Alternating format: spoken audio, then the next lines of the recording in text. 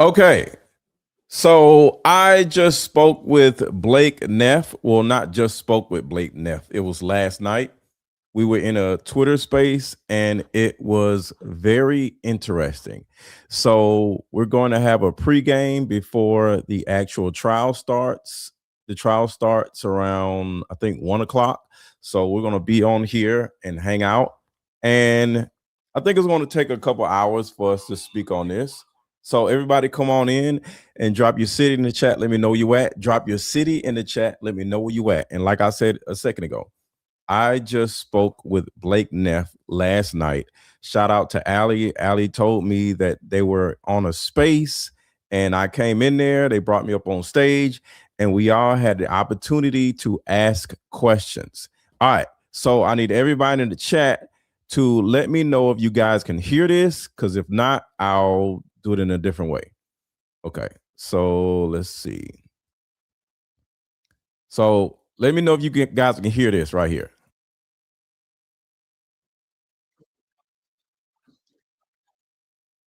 Okay. Tell me if you can hear this.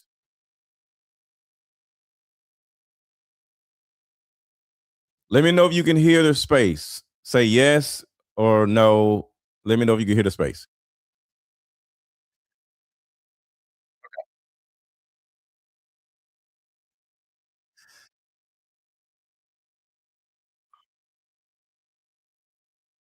Okay, so they're going back and forth about some things. They're talking about the actual trial, right? And then Blake Neff pops in, and then they end up calling me in. So we're gonna just listen and just hang out. All right. Share this video because this is breaking news. I need to put breaking news. So this is breaking news. So everybody share this video with everybody you know. All right. So let's get it.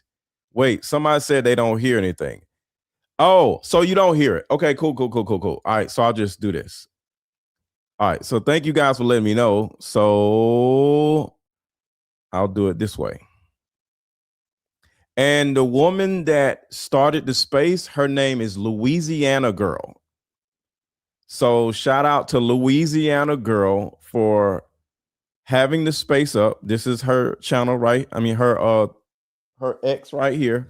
So shout out to Louisiana Girl and shout out to Alley Top Files for inviting me to Louisiana Girl's show. So here we go. So let me know if you can hear this now. Yeah, totally. Hey, Gary, I think the bigger question that they're trying to get at is what I'm calling now ScanDisk gate, like the whole fact that the flash card versus SD card terminology was used. All right. Can you hear me? I mean, can you hear them? So you say yes or no in the chat. Can you hear them? Yes or no? And I think that's confused a lot of people. And that's what they're trying to really get at about the video is like, was it a flash card or was it an SD card? And you know, I posted something on your timeline with a little the SD card reader as a USB flash thumb drive. Like it's ridiculous. Like they were even having this conversation because at the end of the day, it doesn't matter what media was presented. So I'm gonna look around to see when Blake Neff came in. All right, so let's see if I gotta go a little fast. I mean, go a little. You're not having high enough quality of camera. Well, the best quality of camera with all the rates per second that mattered were directly behind his head. They were not obtained by law enforcement that day. Okay, and then so. Okay, I think he's in the space right here. So let me back up a little bit. Let's see. Your cell phone was not taken by police. Would you state that that was sufficient? Start processing it, or you have to give a crime scene about a crime scene. Where the court system is so far behind on the technology side. I think this is it. All right, so let's just listen through. Drop your city in the chat. Let me know where you at. Drop your city in the chat. Let me know where you at. Drop your city in the chat. Let me know where you at. That if you zoom in and that zoom in fills in pixels, that is a substantial manipulation of the evidence. You can't present that to a jury under the rules of evidence, right? So like they're going to go through that process. It depends on where you're at, right? Because they do allow a lot of those zoomed enhancements, right? That we would agree is pretty standard for digital zoomed, you know, application stuff. It's understandable. Well, you know who else is going to forensically examine all of those, and that they have the same software and technology to see if there was anything that was manipulated. All right, so Blake Neff is about to come in now. And they're going to. So, I mean, there's a lot of things going on and everything else right there. And this is somewhere, is that part of the crime scene? So, I mean, just from a factual standpoint, we have the Constitution. Someone, if you were to pass away, if you were to be assassinated, and then your cell phone was not taken by police, would you state that that was sufficient level of securing the crime scene? All the rates per second that day, the FBI, but that's why we're down. They brought, pretty sure. I have a hard time believing that that information wasn't passed that day. I mean, it could have been. It could have been weeks later. I don't know. Don't hear Blake Neff yet, so just hang out because I'm just going to play it. But that doesn't necessarily mean that there was something wrong with that. Oh, so this is Gary Not So Tactical right here. So this is the guy that turned on everybody, Gary Tactical, whatever the hell his name is. I'm stating that it was not sufficient securing of the scene, in my opinion. And I feel like if something, God forbid, were to happen to you, you would want to hide. And in my opinion, with Gary Not So Tactical coming into her space, and then out of nowhere, Blake Neff comes in here, there's some type of orchestrated something that Turning Point USA is trying to do. Okay, so that is because Gary Not So Tactical was in there before I got in there, so I'm like, oh shit, he's in there too. So there's some type of thing Turning Point USA is deciding to do. Higher level of care for yourself. Sure, I mean, I would. I'm just glad that there's a constitutionality issue. There's a constitutionality issue there, right? Yeah. Like they can't seize your personal property without a warrant. No. They're not going to be able to get a warrant on a crime scene that day, right? They can exclude people from the crime scene, but they can't take your property. Yeah. Like they can prevent you from leaving and things like Yeah, that. but it was TPUSA's property. It doesn't. What do Yeah, you it was their mean? property. It wouldn't be taking their property? Oh, because they need to keep it? Yeah, Are they you took their kidding personal me? property. That's And again, if you're on X, make sure to follow Louisiana Girl. Her name is Tara. Louisiana Girl. Go follow her on X and follow me on X. It's I'm Mr. Let Go 45, and follow Allie Top Files on X also. ridiculous. To prevent people That's from crazy. Hold on. I believe that copies of all that stuff was given to law enforcement that day. And if We're not going to yell. And if I see something not- different than that, I'm fine. I'm open to it, and we can have that further discussion. But I don't. From the eyewitness testimony that I remember, I was told that all that information was disseminated to law enforcement that day. Yeah, Gary, the issue that they're conflating is Andrew Corvette's statement about it being given to the FBI or the ATF and when that was given versus when the Orem Police Department or the UVU Police Department actually obtained it. So that they obtained the physical copies in May, even though it had already been given to the FBI, ATF, months in advance, like on a digital format. It was sent both email. I understood it, Bronson, that he gave it to. Sorry, Louisiana Girl. No, you're fine. Interrupting. No, I I know. understood it that So I'm gonna fast forward a little bit. I'd actually probably want you to get that shit in writing. All right, so here we go. Regardless of whether what you theorize regarding the kill mechanism or if he was shot or whatever, it's why would they not want you to see more visual stuff of him on campus? And it's because they don't want you watching his insane anomalous behavior because he looks intoxicated. He's walking with a strange gait. He's wearing sunglasses like he's high, and it's because I think he was MK Ultra. JK, it's just that simple. I don't know, but hold on. I wear sunglasses every day. This is not a trial. This is the preliminary hearing. At these hearings, they present just enough evidence to get to the probable cause. The reason why they do that is he should have just waived the preliminary himself in, but that works against them because. All right, so I'm still looking for where Blake is. I just heard if he was an innocent. Is that what you're implying? Because day one was humiliating, dude. They brought up footage. I mean, the fact that we're that's not Sounds like a real crime, or do you just watch CSI? Like, no, in real life we don't have an. I don't HD watch camera. cable. No one watches cable. I think Okay. that they should be able to zoom in on every pore on Let's that kid's talk about the skin with high the amount of high resolution resolution photos or and video videos. capabilities they had. Have you actually been around like a real crime, or do you just watch CSI? Like, no, in real life we don't have an. I don't HD watch camera. cable. No one watches cable. All right, so that's Blake Neff right here. I just found him. So this is Blake Neff. I think that's your well, problem. I real think you're life, being we MK don't Ultra. have- Okay, everyone, hang on. in Time real out. life- Okay, time in out. real Time out. life, Everyone, We time don't out. have a 4K camera of everything Okay, ever. time out. They actually have lower resolution cameras Okay. of things. Oh yeah, that's what Bro, you've never obviously seen anything. I don't know. Sorry, that was rude. Look, even I if got the passionate. I got surveillance fired up. No, it's even okay. if the Listen. surveillance cameras are 4K, that's over a 360 degrees, or whatever they are, or at least 270. So that's not a 4K image. Just like if you have a 360 camera and it says it's 4K, you're getting like 1080p at best at those, and then it's variable shutter speed. It's completely automatic. Those are not good. I mean, those are not like high dollar systems. I don't even know how old they are, and we don't know what the resolution of those things are. But My high school camera had you could Right. zoom in on a ladybug on a blade of grass from 500 that yards wasn't your high away. school camera. I mean, I don't know what to tell you. You might have had better high school cameras than that. Doesn't mean anything. Doesn't prove anything. The question is why was Tyler Robinson there 3.5 hours away? All right, so ask your questions in the chat, and I'll read your questions. They're saying that Tyler Robinson may have been MK'd. Yeah, I don't want to say the word, but they're saying Tyler Robinson may have been MK'd blank.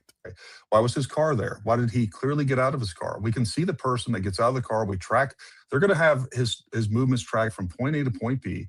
And to sit here and say, well, we can't. And to the new people who just came in, make sure to go share this video to your group chats, because everybody has a Charlie Kirk group chat. So share this video in your Charlie Kirk group chat. You know we all got Charlie Kirk group chats. Drop it in your group chat right now. Can't see who's on the roof. No, but we've seen where Tyler is. We've tracked him the entire time. We see that it's him to get on the roof. Dude, it's so easy to put a phone on someone and say that it's someone's I'm not talking about a phone. I'm talking about the visually tracking metadata these people. associated for us to say That's not what I exactly where said. he was. That was not That's- a portion of the conversation. Sorry. Okay, so wait, hold on. Can you name an example, like in a murder case, where like they did that, or they framed them by putting metadata on their phone illegally to frame a random person? I'm who not saying I putting guess the metadata also illegally on the phone, Blake. I'm stating that it would be an easy thing to plant, right? I don't need a proof in What do you order mean for it. couldn't they actually catch that? Like, how many people need to be in on this happening? Can I ask I don't Blakey think, yeah, from another Blakey? This Blakey wants to talk to that Blakey. Can this Blakey do that real quick? Hey man, just curious. Have you seen my? Why does Blake act like this? I think Blake is like a child. Just ask your damn question, bro. Like, what is this? My Judas Harpole video, and I'm curious what you think of it. I have never heard of this video, and I have no idea who you are. If I send it to you, will you watch it? Probably not.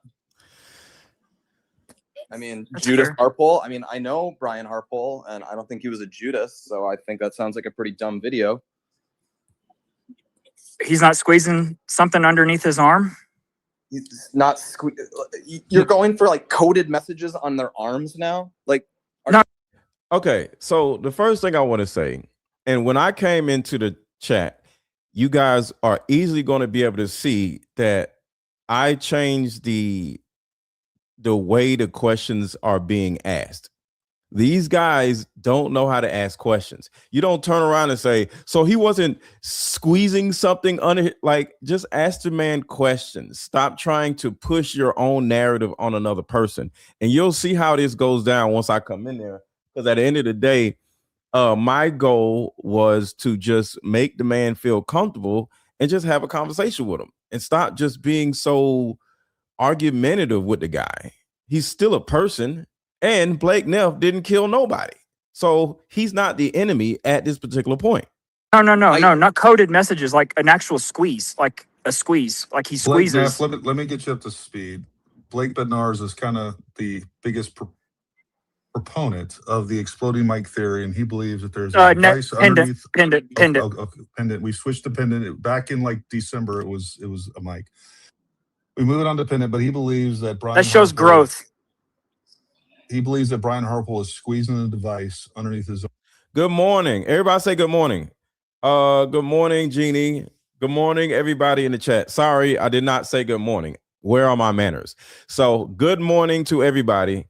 I usually go live in the afternoon. So everybody, good morning. Say good morning back. Say good morning to everybody in the chat. Good morning, good morning, good morning. We're talking about um an X space that I was in last night to the people who just came in, and we all are having conversations with Blake Neff. I'm not in the space yet.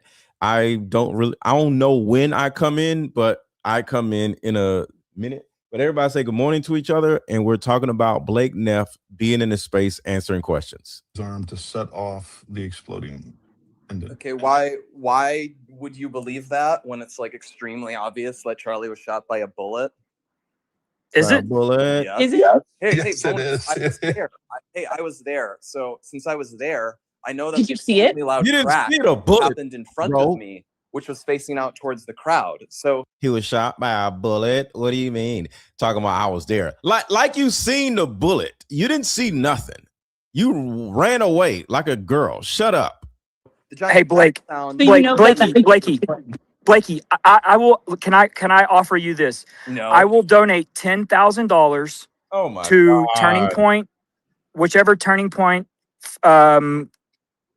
organization that you want, or I'll do 15,000. Okay, if you will agree to do a 1 hour show where you just sit and watch me present something, would you do that? First of all, like I'd actually probably want you to get that shit in writing before I would even consider it. That's like, fine. Real writing. Like get a lawyer to draft that out. Then maybe I'd think about it. 15,000 is a lot. Okay. 15,000 is a lot. Yeah. Okay. And I mean, you guys lie all the time. So like. No, I'm just gonna show you video. You're gonna show me video. Yeah. Will you do it? Or I'll send it to you. Deal? And I'll stop posting the ambiguously gay duo of you and Andrew. I promise. Blake, I think what he's saying is before he would take What you in the seriously world? at all, he would want to see something in writing by a lawyer official saying that you're going to donate $15,000. Absolutely. Absolutely. Yeah. Yeah. I don't have a problem with that. And then I think from that point, he has a decision to make. Can I ask a question, please? Sure. Thank you. Where is the SUV? Do you know where it is? The SUV that like Charlie was in? That would be the one I'm referring to, yes. I have no idea. I don't even know. Why not? They probably rented it. But it was auctioned off, correct? I've heard. All right, so this is Alley Top Files talking. And for the new people, this X space is ran by Louisiana girl, and we're going to jump into space today around 7 or 8 p.m. Okay, so if you're on X, follow Louisiana girl, and we all are doing I'm doing a space with her around 7 or 8 o'clock this evening. So make sure to follow me on X, Mr. Lego 45, Louisiana girl on X, and also Alley Top Files on X. People talk about that. It's possible. I have no idea. When you got out of the car, what was the string that you were holding? Charlotte. Sorry. So I talked to the person who gave the pictures to Candace. His name is Mike. So the employee that was cleaning said it was auctioned. It came from California to Utah, back to California. Is that correct? Or I you don't have know? no idea. I didn't book the car. She's not on the security team. Oh, you don't? Okay. I'm just asking a question. Diligent, just come in. I'm sorry, Allie. Just asking a question. No, you're to good. see if he knows, because it's a part of the crime scene. So He just said he doesn't. Okay. So I'm just asking, is that okay? I mean, probably, because generally what you'll find with things that are involved in a crime scene, especially something large, is the police officers will photograph it, they will document it, and then once they've done that, you don't need to keep the entire SUV in cold storage for 3 years. Like that. That's what you do. So what about what about Erica's necklace or Charlie's necklace? How did that? No idea. I suspect they didn't feel any need to keep that necklace because the theory that it was used as an exploding microphone or whatever, or an exploding necklace, I will be frank, is really stupid. No one believes that actually, literally, but it is one of the most significant gaps in the case, and I'm posing this to everybody, is the chemical composition of the necklace. Is it silver or is it stainless steel? And that does matter. Yeah, call me crazy. Hey, Tara, can I jump in here? Have you ever been advised by a physician to seek treatment for delusions or other Blake, I have a question. Do you know why or if the FBI ever examined Charlie Kirk's phone, or did it go straight to Erica? I can't speak to that. You can't speak to that? Why? I really seriously doubt that you don't know the answer to that question. I don't own Charlie's phone. I did not assess it for the FBI. But if it didn't, would you think that was a problem? Let's not dogpile him. What does like actually know? Like what would them assessing the first thing they do in a homicide case is take the victim's phone and the suspect's phone. It's the very first thing they do to see if there had been prior threats or prior engagement between the two. Well, right? This is standard operating procedure. So why would Erica Kirk have his phone and not the FBI when there's a murder case involved? Why would she especially when there were his phone? Especially when there were credible threats against his life in the weeks leading up to his assassination. Well, perhaps that they searched Tyler Robinson's phone and didn't find anything. I don't know. It's not my job. Can I jump in here, Tara? Does it make? Yeah, just jump in whenever. Just make sure, like, you guys don't cut each Yeah, other. we don't need a dog pile him. It's okay. Can I apologize to Blake Neff? Sorry, I karate chopped you with my voice. Yeah, just make sure everybody has their own Miss- space. You know what I mean? Mr. Neff, thank you for coming on. I really appreciate you extending your time to us to speak to us. I wanted to ask you about the stuff that you do know about. Can I do that? I guess I may or may not know it. Sure. I just want to ask you about what happened on the day. So when you arrived at UVU, what happened? I arrived at UVU shortly before the event. I came in that day with Charlie. Everybody, make sure to share this video with everybody you know that is into this Charlie Kirk stuff. We all have Charlie Kirk group chats. Drop this link into your Charlie Kirk group chats. Let everybody hear this. He had an event that he was speaking at, some sort of like small business association, something like that. It was a small event. He went and spoke at that. I didn't actually go to that. I was like, we were doing the show, and I think I was like listening in on the show when we were putting up the episode, something like that, I think is what I was doing. Whatever it was, we had 2 SUVs, and I was in one of them, and I was just kind of chilling in that SUV while he gave the speech. And somebody asked me, are we doing the court hearing live stream? Yes, that starts, I think, at 1 o'clock or 2 o'clock. So right after this show, we're going to go into that stream and then hang out for the rest of the day. And then we drove up to the event. Throughout this, I was only ever in the other SUV. So, there were 2 of them. I wasn't in the one Charlie was in. And everybody hit the like button. Everybody hit the like button. Everybody hit the like button. Everybody hit the like button. And then we got to the event probably, I don't know, 10, 15 minutes before Charlie went out. And so I was in the space by the tent, kind of behind the cordon. So where we had all the turning point people. And Charlie started taking questions. I was kind of pacing around behind the tent for a little bit. Just on the phone. I mean, I'd been to these events before, so I usually didn't pay ultra close attention to everything Charlie was saying. What is your role at these events? What do you mean? Do you have responsibilities there, or? Let me think. So usually not during the event itself. So sometimes I was helping Charlie prep before. This was our first one of the season, and so we were like nervous about stuff that might pop up. So I had prepped with him the night before on potential tough topics. I prepped with him on the flight down. That was kind of the main reason I was there, I think, besides it just being the opening one, so more people would sometimes show up at that. What was the topic that you prepped him with the night before? I prepped him on a variety of things. We talked about faith topics. We actually did prep, like, if you got any weird questions on just like Christian doctrine, because it's a Mormon campus. We prepped about Israel stuff. We prepped about if he got asked why he wouldn't debate Nick Fuentes. Those are the main ones I remember. Were you in the I'm sorry, Jordan, go ahead. So Charlie comes out, then what happens?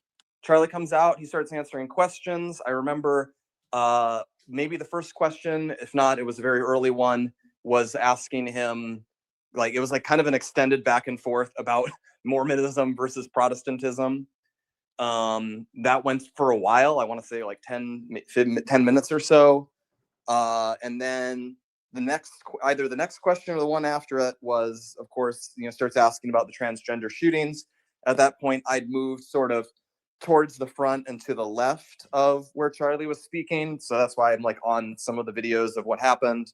I believe I was just like looking at my phone at that time. And then I heard a very loud crack, like a really loud Before we get crack. to that, can I ask you, the audio stuff that was going on, there was a lot of coordination going on in the minutes before the shot. Do you know anything about that? Coordination of what sort? Yeah, Meaning a lot of there people was. were talking to each other. There seemed to maybe be a technical issue. Do you know anything about that? Charlie was saying, I can't Not that I hear. know of. Okay, thank you. And then the shot comes out. What are you thinking as you hear the shot go out? The very loud crack. I mean, it was just very abrupt, and so, like I said, it sounded like a really loud, like firework is what I would say, and it was in front of me. So I snapped my head up and I looked straight in front of me. Like I kind of thought it came from the crowd initially. So I was like looking in the crowd. I even remember like in the moment thinking like, weren't you behind? What's that? Did you say you were behind the tent? No, I was pacing behind the tent during the Mormonism question, and then I kind of moved out to the left of where Charlie was, left facing outward. So it'd be to his right if you were. Yeah, I know where it was. Yep. And that's where I was when the shot went off. I'd say probably like 20, 25 feet to Charlie's left. And I hear the crack. I look straight up, and I don't like see anything. And so then I look to my right and I see Charlie. Well, you can probably imagine what I saw. And I pretty quickly realized he'd been shot. And then initially, like I said, I thought it came from the crowd. So what I initially thought the moment it happened was I thought that since the guy was asking about transgender shooters, my initial thought was that the guy asking the question had done something like, how many transgender shooters have there been? And then he like pulls out a handgun and goes, one more, and like shoots Charlie is what I kind of thought had happened. Because like I said, I wasn't paying ultra close attention, so I didn't hear like. Did it sound? I've interviewed probably half a dozen students that were in the crowd in various locations that day. It's recorded. Like I recorded all of these interviews at UVU, and actually all of them described it as more of a firecracker or firework sound as opposed to a loud gunshot. Would you agree with that perception? Well, I mean, I don't know. I'm not actually a regular rifle shooter, so I don't know what. Weren't you in the service? What's that? Weren't you in the service? Or am I mistaken? No, people just make stuff up because they push a bunch of deranged. That's why I asked. I wasn't sure. Yeah, no. Hey, Blake, I have a respectful, just super simple question. I feel like is pretty paramount as well. Who was driving? Do you know who was driving the Charlie's SUV? I don't remember. Coming into. His name is Chris. It was probably just either. Honestly, How do I you can't not remember. know? I feel like there was usually some security guy who drove it, but I don't know who it was that day. Was it a security guy named Chris by chance? I don't know. Christopher? I genuinely don't know. Also, as the shot goes out, your count of that hearing that noise was like very oddly specific. If we can just break this up so like other people can ask questions a little bit too, right? Instead of like having a whole biography of what happened all at once. I was curious. Right. You said that you heard the gunshot. Did you make a phone call? Did you call 911? I didn't call 911. I actually remember having that thought and then having a thought that would be pretty pointless because there were a trillion people there, including actual police officers. In fact, when I fled out the back, I passed by a police officer who was like kind of guarding the back entrance. And I remember going by him and he was confused. He didn't know what had happened. And I remember saying to him something like, I think I said shooter to him. Or like, do you think the whole team had that same thought? Because did anybody call 911? I have no idea. I don't think 911 response time was a particularly big concern in that event. I heard sirens basically immediately. So somebody gets shot and nobody calls 911. Not one person in the team. I have no idea. I'm saying I didn't call 911. No, So, in my opinion, what's going on with Blake Neff? And I'm in a room right now, so I'm coming up and I'm about to start talking in a second. Blake Neff is acting like he doesn't know anything. Oh, I don't know. And this is natural because he doesn't want to say anything wrong, or he doesn't want to, spill the beans, I would say, because I think Blake Neff knows everything that happened. And I think, well, I'll stay there. But he just knows not to say certain things. So he's just acting dumb. I don't know, so that's what's kind of like happening right now. I think I'm about to start speaking in a second. Hit the like button, hit the like button, hit the like button, hit the like button. Hold on, let me do this real quick. Everybody hit the like button. Everybody hit the like button. Everybody hit the like button. Quick commercial break, and we'll be right back. This just in, a new way of healing is sweeping the country, and it's a card game called Like Mother, Like Daughter. This game is powerful. My favorite question was, if you could parent me all over again, what would you change? This card game has a mother deck and a daughter deck, so we both have questions for each other. These are some good questions. Do you think I'm a people pleaser? If so, where did I get this trait from? This card game actually helped my marriage, and the questions showed me that I still had unresolved issues with my mom, and I was taking them out on my husband. If you don't do anything else, buy this card game. You won't regret it. Click the link below. Like another light thought, we are the same. You'll see when we play this game. We know nobody. I just want to hear what he has to say about it. I know what we know, but I want to hear his position. He's saying he doesn't know. Maybe he doesn't know. I don't. First responders I find were that there. astonishing. I see people calling. He's lying. Like, people just sound so slow. Like, it's astonishing that you don't know. He's acting like he doesn't know. Like, come on, y'all. And again, this space is Louisiana Girl on X. Follow Louisiana Girl on X. Follow Mr. Let Go 45 on X. Put a 45 behind my name. And follow Alley Top Files on X. 911 over very trivial things. Okay. So for someone to get shot publicly and for no one to call 911 seems insane. The first person I spoke to within 5 seconds of this happening was a police officer who was at the scene. So I kind of would like to ask you, what value add you think would come from me at that point calling 911 when I have told a police officer at the scene what has just happened? Okay. Because you can call in an ambulance, you can report the incident that occurred. There's a lot of reasons why you alert dispatch. And okay, as to I've got a question. There's cops there though. There's cops there, right? So remember 9/11? Yeah, but there wasn't an ambulance there. It wasn't an ambulance. But that's not Blake's fault. Remember 9/11? Like, did you see the plane fly into the building on 9/11? No, Blake. Well, a lot of people did. And do you think all of them were like derelict to their duty that they didn't call 911 after they saw the plane slam into the building on TV? Well, are you talking about the people who were around or the ones who saw it on TV? No, I mean the people who saw. What does that have to do with anything? Pull out your phone and call 911, stupid. But you didn't call 911 because somebody planned this whole thing. So of course you're not going to call 911. On TV. I don't see why there'd be a difference here. Did you watch this happen on TV or were you actually there? I was actually This there. is a dumb question. With many thousands of other people, including numerous police officers. Good morning, Lacey. What's going on? Good morning.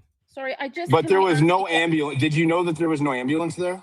And yes, we're covering the trial today at I think 2:30 p.m. So we're gonna be in here, we're gonna hang out, and then we're gonna take a break, and then we're gonna come back and do the trial at 2:30. I have no idea whether there was an ambulance there or not. You didn't see one. You didn't see one when you arrived. We saw the police vehicles. You saw the police officer. But did you see an ambulance? And to the new people, drop your city in the chat. Let me know where you at. To the new people who just came on, drop your city in the chat. Let me know where you at. Drop your city in the chat. Let me know where you at. No. Right. It's not really up to him. Supposed to be. Hey, Blake, did you know that he was dead immediately, like Terrell knew he was dead immediately? Like, did you share the same sentiment? I did not know. So as the shot goes out, I could see that. Why was Terrell there? I did not like. I would not have the. Somebody said, why in the world is Blake in this space anyway? My answer is Turning Point USA is imploding. So they're looking for new ways to stop the implosion. Okay. So Turning Point USA is literally a dumpster fire. So I think they are coming together and they're saying, okay, how can we fix this? Everybody in the world hates us. What can we do? And I think, and this is just my opinion, they're like, you know what? Let's just go in and talk to the people. So I think that's what's actually going on. I might be wrong. The ability to say whether he'd been like killed instantly or anything like that. I suspected he was wounded very badly because he was hit in the neck. So I remember having the thought as I was kind of still in the area, like, what if he survives but is like paralyzed or something really bad like that? So there was a whole bunch of team members that weren't. You don't know where the SUV is, and you don't know who drove Charlie in. I'm kind of worried about that because it's not his job. Can I ask a question? Why please? would I have to know that? I mean, Am I shouldn't honest? you know who's Can you driving? stop answering for him? I'm gonna Charlie? speak. You don't need to speak for him though, right? Let him I have a answer his own question I would like to ask. So everybody, please give me the space to Okay, ask. go ahead. Blake. Go ahead. Okay, visual impulse. So, Terrell is usually not there. He's usually not there, right? And then there's you got to know who's there. So that's super important. There were hired people. Andrew Karachi was there, hired. He's not usually typically there. So that's where I just wanted to know. There were some new people on the scene, and what about them? Well, I mean, first of all, to say Terrell is usually not there, I actually don't know the frequency that he was at our events, but that was certainly not the first time he was at an event. Terrell has been with Turning Point and with Charlie for a very long time. I'd say Someone who worked in the camera crew told me that he doesn't usually go to those. I mean, again, maybe he doesn't go to all. He probably doesn't go to all of them. But first of all, like, this was the first one of the year. This was going to be our largest tour. This was going to be one of our largest events. Where was it being broadcast? Yeah, that specific one. And he's also at all of our big events. Like, Terrell goes to a lot of things. Terrell travels quite often. Were you okay? Someone also wanted to ask about what you were talking about him with Charlie about Israel. What were you prepping about regarding Israel? I mean, Israel is a big topic if you haven't noticed. So we were prepping. Yeah, specifically. You got questions about it. Were you a part of the group chat that? Well, yeah, they were asking what specifically. Were you a part of the group chat where he sent the message that he was leaving the pro-Israel cause 2 days before he was assassinated? I was not part of that group chat. Were you aware that Harrison Smith said that someone close to Charlie at TPUSA 3 weeks before that said that Charlie thought if he left the pro-Israel cause that they would kill him? I certainly did not ever hear anything like that myself. In fact, the only people I heard Charlie would kill him explicitly. Are you aware of it now? Were you aware of it before I asked you?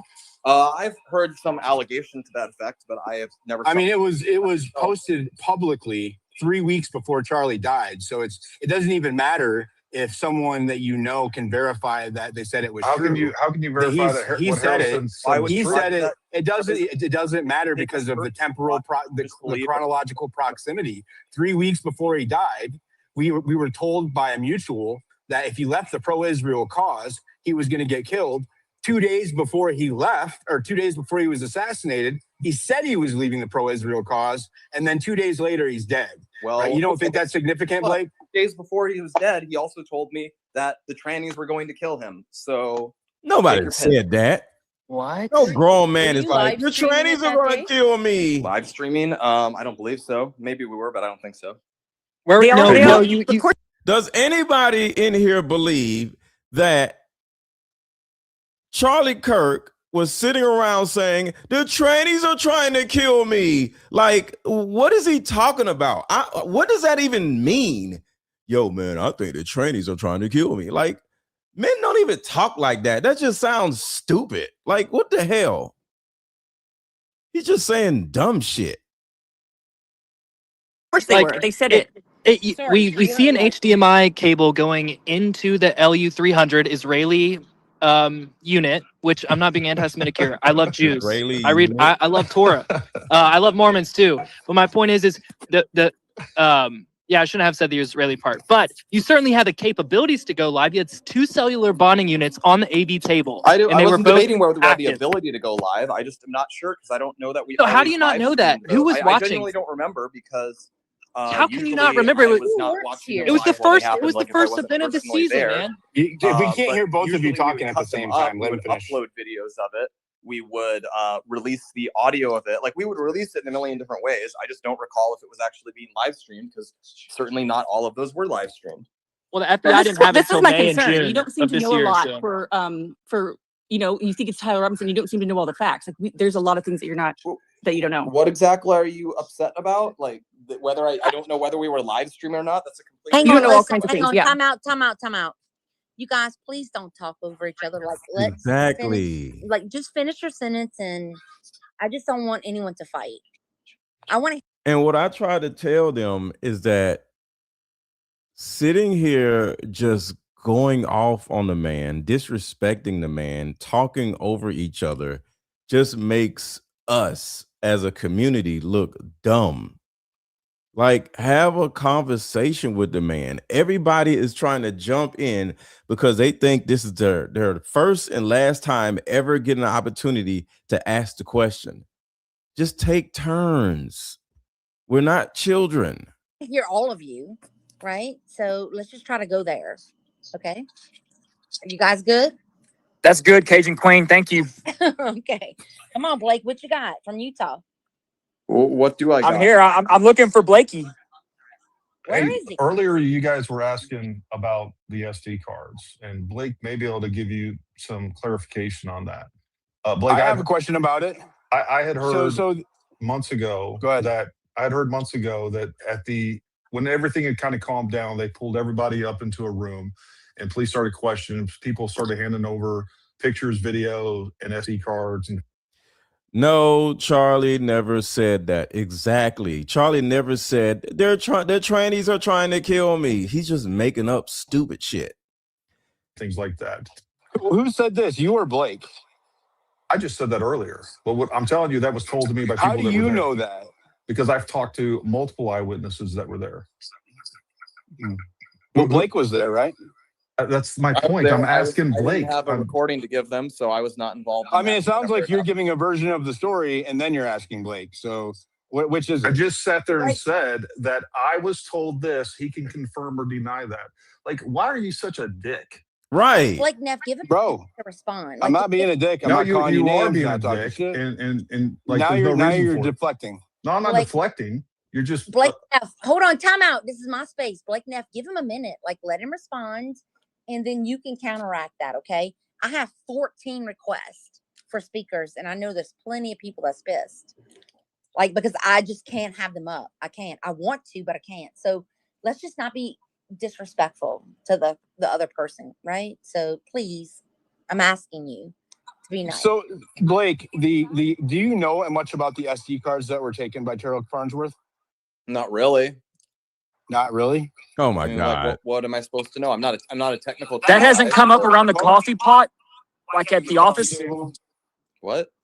Like y'all haven't talked about it at the office? You guys literally talked about it. You and Carol to offer like more. And support. Tucker, remember Tucker? Blake, yeah, you talked about it. I know. Let the man talk. You had a conversation with Andrew Colbert and Tucker and you about the SD card, correct?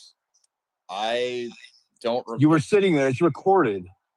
Like what? Do you see how accusatory, whatever you want to call it, they're just making statements instead of asking questions? You did this, you did that.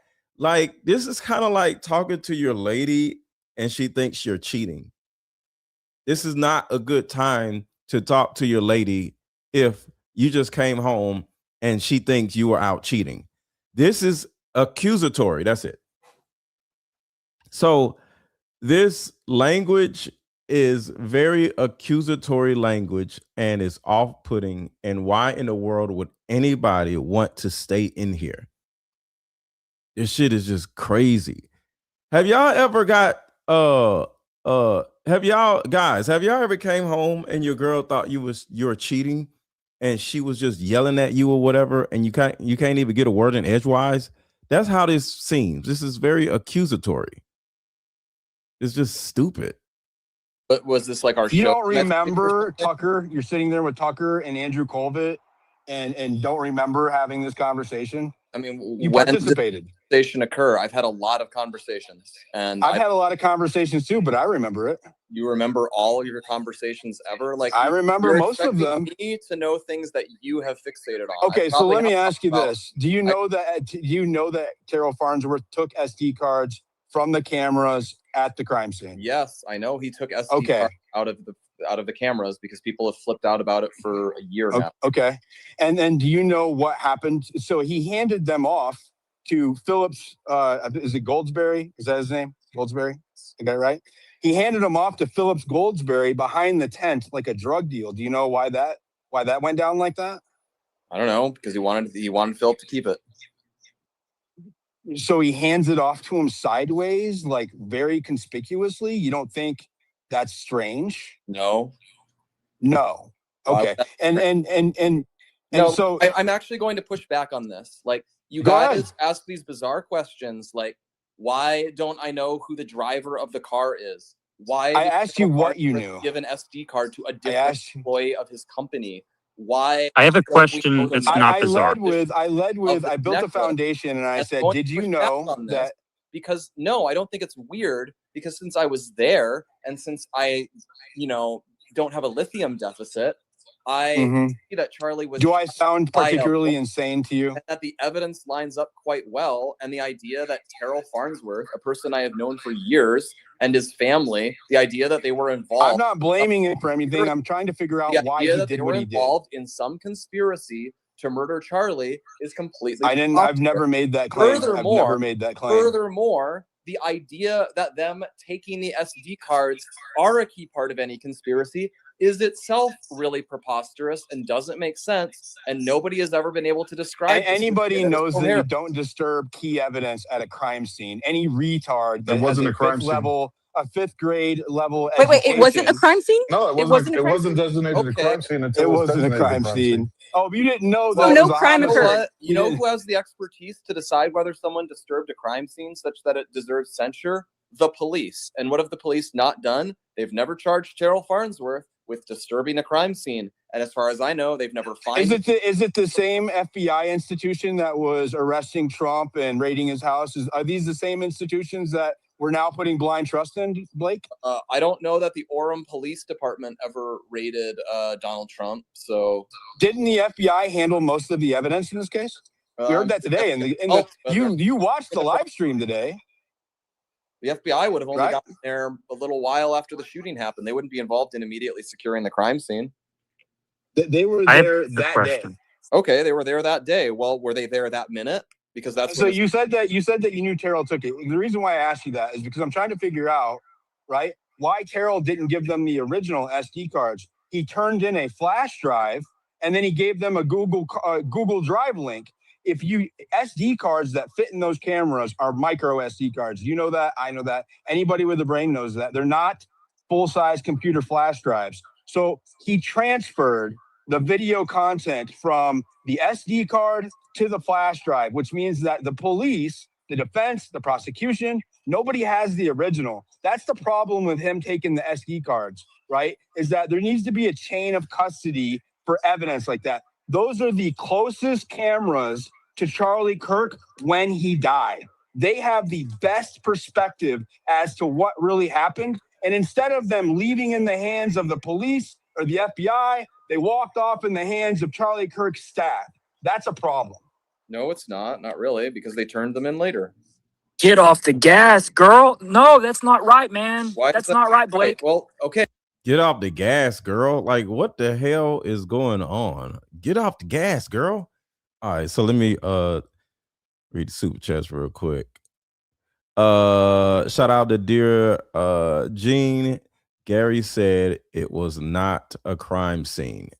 So, in my opinion, there are two crime scenes and not just one. In my opinion, is a crime scene because that's literally where Charlie Kirk died at. And then the other crime scene, of course, is the tent. So in my opinion, there were two crime scenes and neither one of them were taped off. Okay, Terrell's stated reason for why he did that is because there was a big scene of chaos and mayhem, and he didn't want someone to possibly run off with the camera, or who knows, run off with the SD card, and so he secured it before they all This X space was last night around 1 o'clock in the morning. There was Why? 7 police Why? officers standing around him when he did that. 7. What? 7. Okay. Okay, I have a question. I have a question here. Diligent, if he gave him the SD cards right away, iota of evidence at any point that the video actually was edited, or explain how he would do that in a plausible. You cannot because you can't transfer that file from one place to another without losing data. It's actually been important that that video, however HD it is, actually is conclusive proof of what Tyler Robinson did, because we have a bunch of other evidence that that's not. There's no proof what Tyler Robinson did, and we're actually showing everything about Tyler Robinson not doing anything. Like, the hearing is going on now, and we now see that Tyler Robinson didn't do anything, and we'll talk about that after this. There's a problem here. If there was another explanation other than Tyler Robinson, if there was another explanation other than Tyler Robinson, and it was captured on one of those cameras, and that video footage has been altered, we will never know. And I think that's exactly why, in my opinion, that's exactly why that footage left the scene. For example, wouldn't we actually be able to detect it, for instance, because there are dozens of other videos of it from different angles, lower quality phone cameras, further away. If there was an FBI agent right there that Terrell handed it over to it, by your logic, it would have been manipulated anyhow, because the FBI was in on it, and you can't trust the FBI. So the what do you FBI, care? he did not turn it over. He did not. What do you care about chain of about custody? About anything? It's about chain of custody, because the metadata would have been recorded when the FBI The agent metadata is received still it. on the car. Hey, we're not doing this. We're not doing this. It's a back and forth. Everybody needs to take a timeout for just a minute. This is ridiculous, right? So we have a few speakers that's up. So Myron is up. We have Blake. We have Muppet. We have Corby. He has a question. So let's just take a breath for a minute, and then we can go back to it. But we're not going to have this fighting, okay? Okay, so who wants to come up? And, like, please, let's not overtalk each other. Baron has a question. Whenever you get a chance, I'll put my hand up. Yeah, so I have 16 requests. It's grown since then. So I just have some detailed questions, if I can ask Blake, if that's all right. Nothing crazy. Who did you fly in with, Blake? I flew in with Charlie. With Charlie on Charlie's plane. So at the Salt Lake City interview at Savory Fun, how many security guards did he have with him there? I don't know. You couldn't remember? You can't count them up? I mean, it was a number greater than 1, and I don't know the exact number of people he had at any particular. Well, just think back. You were there, so well, okay. How many security would you have had? Charlie, the amount of security Charlie would have. I mean, you would have Dan, you would have Brian Harpole, and among other things. Yeah, I just don't remember. I couldn't tell you off the top of my head the exact number. Yeah, well, hey, he didn't have Brian Harpole with him because Brian was already at UVU. So wait, hold on. Isn't that what you said in Utah? At the Savory Fund interview with Andrew Smith before he went to UVU. And prior, I wasn't at that event. I was in the other SUV. So yeah, nobody asked him about the quivering lip. That is hilarious. My lip was Mikey's lip was quivering. But I come in and ask about Mikey and Erica Kirk. Just wait. Where were you in between time? When you got off the plane, where did you go? I was in the other SUV. Did you go straight to UVU? We had 2 SUVs. I was in the one Charlie wasn't in, and I was somewhere. I don't. Everybody hit the like button. Everybody hit the like button. Everybody hit the like button. I actually have no idea where they parked it. What do you mean you don't know where you were? I'd never been to Utah before. We had. So you got off the plane with Charlie. You jumped in the other SUV. Where did you go? We went somewhere. Why would I? You went somewhere. Why would I remember that? Like, can you consider for just one moment that I did not know that Charlie was going to. Did you go straight to the UVU event? Around the Orem, Utah area. We went. Surely you've been asked these questions by the authorities, right? No. Why would I be asked the questions like that by the authorities? Because you're a key witness to a murder. No, I'm not. I'm one of Yo. Surely you can hang on. Surely you can remember what you did that morning. I'm a key witness to Charlie's life. I'm not a particularly important witness to the murder. So you got off the plane, you got How in are the you not? There a SUV. murder Where happened did there you and it's a go? crime scene. Hang on, let me finish the question. Where did you go? What do you mean, where did I go? You got off the Did plane, you you go got to in the a hotel? SUV. Did you go to a restaurant? Did you Didn't go to the a strip hotel. club? Where did you go? We drove somewhere, and because I wasn't going to that event, we just like parked and we marked time until Hey, good morning. I see you in the chat. Good morning. the actual Utah Valley event, and then we You drove. realize you're making yourself look really bad right now by not answering that question. But just go ahead, continue. Stop being so accusatory, y'all. Just have a conversation with the man. Why is that making me look really bad? Like what? Do you want to check? So when did you meet up? Hang on. That it's not Let me finish it. Let me finish it. So when did you meet up with Charlie to follow him to UVU?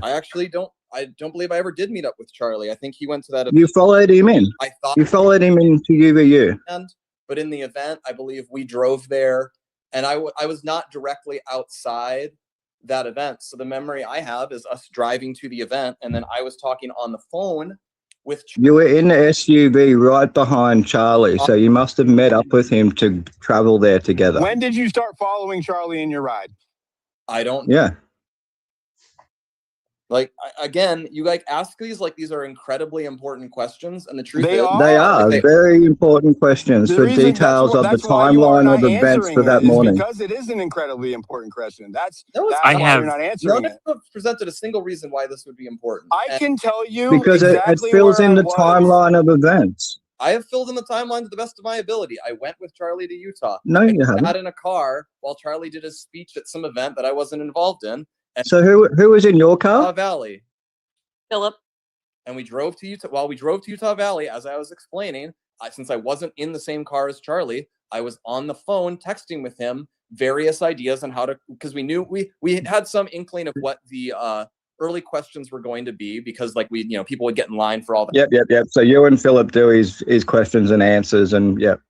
If Turning Point USA was smart, which they aren't, they're a bunch of idiots, they would bring in a very young, attractive woman and just talk about how Turning Point USA is the greatest and everybody's innocent, and Tyler Robinson did it with her titties out and just looking amazingly beautiful or whatever.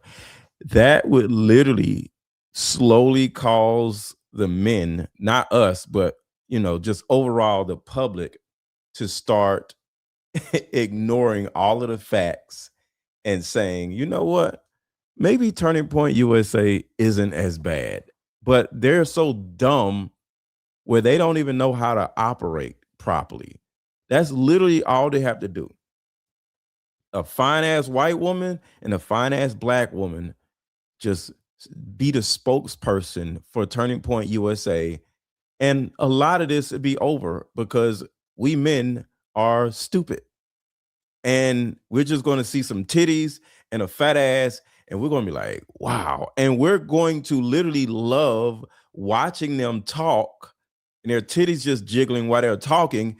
And then next thing you know, we all will just let the whole thing go, and we all will start liking Turning Point USA simply because these fine ass women are speaking for them. And they don't even have to be smart. All they have to do is just say, well, I just think Turning Point USA is this. And I don't know. I'm just a girl. Just do this. I'm just a girl stuff, and titties just jiggling around or whatever. And we would just ignore everything. That would literally fix this whole problem. But they're stupid. So they're too dumb to do this. That's fine. Who is it?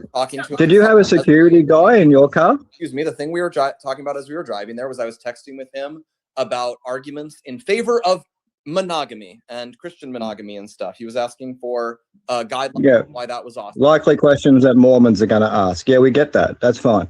Who else was in your car? Shauna said, we're going to forget about an assassination because of boobs and butt.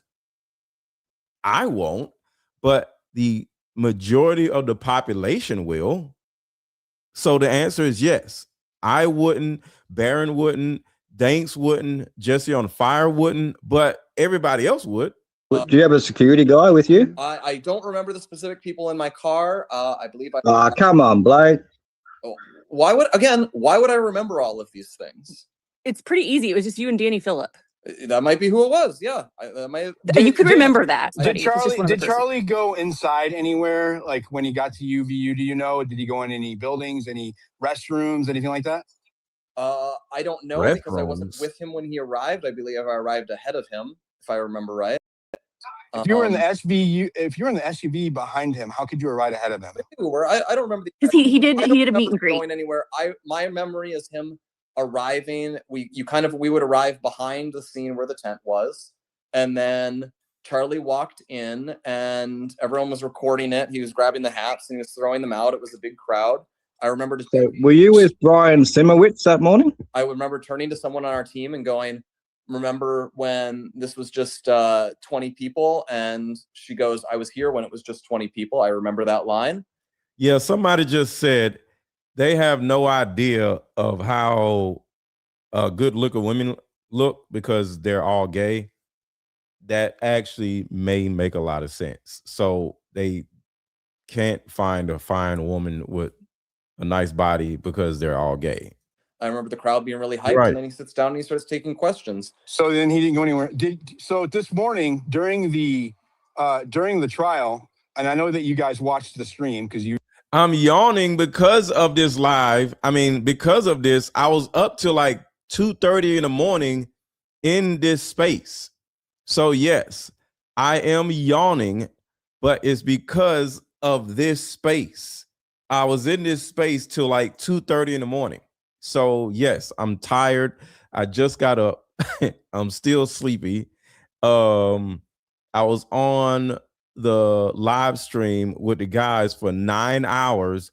I did my own live stream 2 hours after that, and then I got into this Twitter space until like 2:30 in the morning. I'm tired. So yes. Yes, I'm yawning. You broadcasted it on Charlie's page, which is a little morbid, but whatever. There was a moment, and the defense attorney failed to follow up on it, where the officer said that. Thank you. I appreciate you guys appreciating me, because 9 hours and then 2 hours of my own live stream and then 3 hours in here. So it was a lot of work. I didn't get nothing else done yesterday. You didn't Said that Tyler Robinson tired. met with a TPUSA representative at 10:30 a.m. the morning of September the 10th. Do you have any idea who that TPUSA representative is that the leading officer described this morning? Thank you, Kathy. Sorry, can you repeat that? This morning, the leading officer on the case. I left Matt for you. Wait. Yo, that is hilarious. You left Matt for me. That's hilarious. Shout out to Trigger Smart. Right? Of the Utah SBI, right? he was giving the timeline of events. And during that timeline of events, the officer said that Tyler Robinson, in his shorts, the first time he went there around 10 a.m. in the morning, he climbed through the stairwell wearing his shorts. He didn't have the pants and the limp and all of that. And after he left the parking lot structure, he met with, and this is his words, okay, met with TPUSA representatives. Do you know who they are? No. Tyler Robinson on September the 10th? And even if I did, I wouldn't tell you because you guys would just harass that person. And I know that person didn't do anything. Oh, that's the same way that we would harass somebody who took an SD card from a murder scene? Yes. Yeah. Actually, I have never harassed that guy. You've harassed. And I've known for months. Well, I know who did nothing wrong and have absolutely no reason to suspect them because you people are you responsible committed. for what other people do or say? We're not the left, are we, Blake? Against a case that words are not violence, Blake. I have a question. I would like to ask. Somebody said, what are my thoughts? What are my thoughts on what? And can you put it in a super chat so I won't not see your question? So apparently somebody asked me a question in the chat and I didn't see it. So can you put it in the super chat and I'll answer your question? Somebody asked me, what are my thoughts? Put it in super chat so I can see what your question was, and I'll answer it. What Charlie did is he taught people. He taught people to question the government when something doesn't make sense. You should ask questions and you should question things. And what this is about, what this entire case is about, these two different sides who are kind of fighting each other is look at the evidence. We don't have access to the evidence. We're not on the ground with Charlie. We didn't know him. We weren't there. But what we see doesn't make sense. It doesn't feel right. And Charlie told us if that's the case, we should ask questions, look for answers, investigate for ourselves, and not trust the government. Quick commercial break, and we'll be right back. If you had one wish involving us, what would it be? That we got along better. Okay. The day that you told me, like, I was so happy for you, my mindset toward you completely changed. I think after you had her, you realized like how hard it is to be a mom, and like when you look back at things that maybe like made you mad at me, you realize like, okay, well, that is hard. I just bought this mother-daughter card game because I came to the realization that my issues with my mom are not resolved, so I decided to do something about it. I just played this card game with my mom and we both literally broke down crying. Here's the card game right here. Buy it. Every woman needs this. You won't regret it. Who has bought their mother-daughter card games, and have y'all played them with your mother or your daughters, and did you have fun? Let me know about your experience with your mother-daughter card game in real time, and let everybody know how your experience was.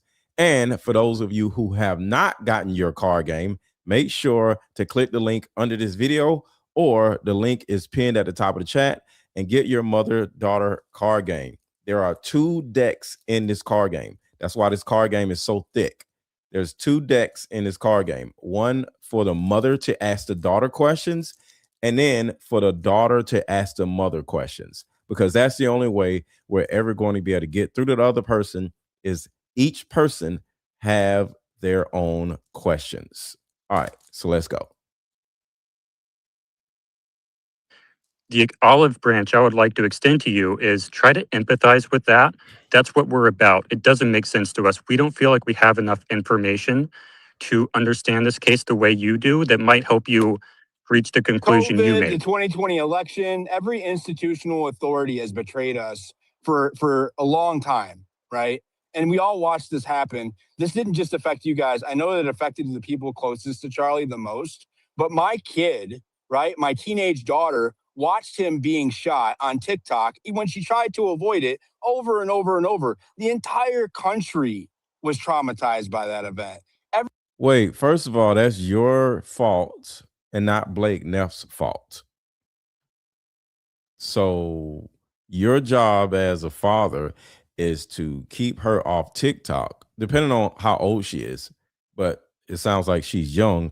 So if your daughter is watching certain things on TikTok, depending on her age, you got to be like, hey, like, get off TikTok or something. Like, you're the father. Blake Neff is not her father. Everybody cares, right? And the reason why you guys are taking so much heat, because it seems like you are a lot less curious about flipping over every stone possible. Can he respond to that before we go on the attack, please? Somebody said, do not yawn again. I'm tired. Like, just listen. Stop worrying about what I'm doing. I'm tired, okay? I'm tired.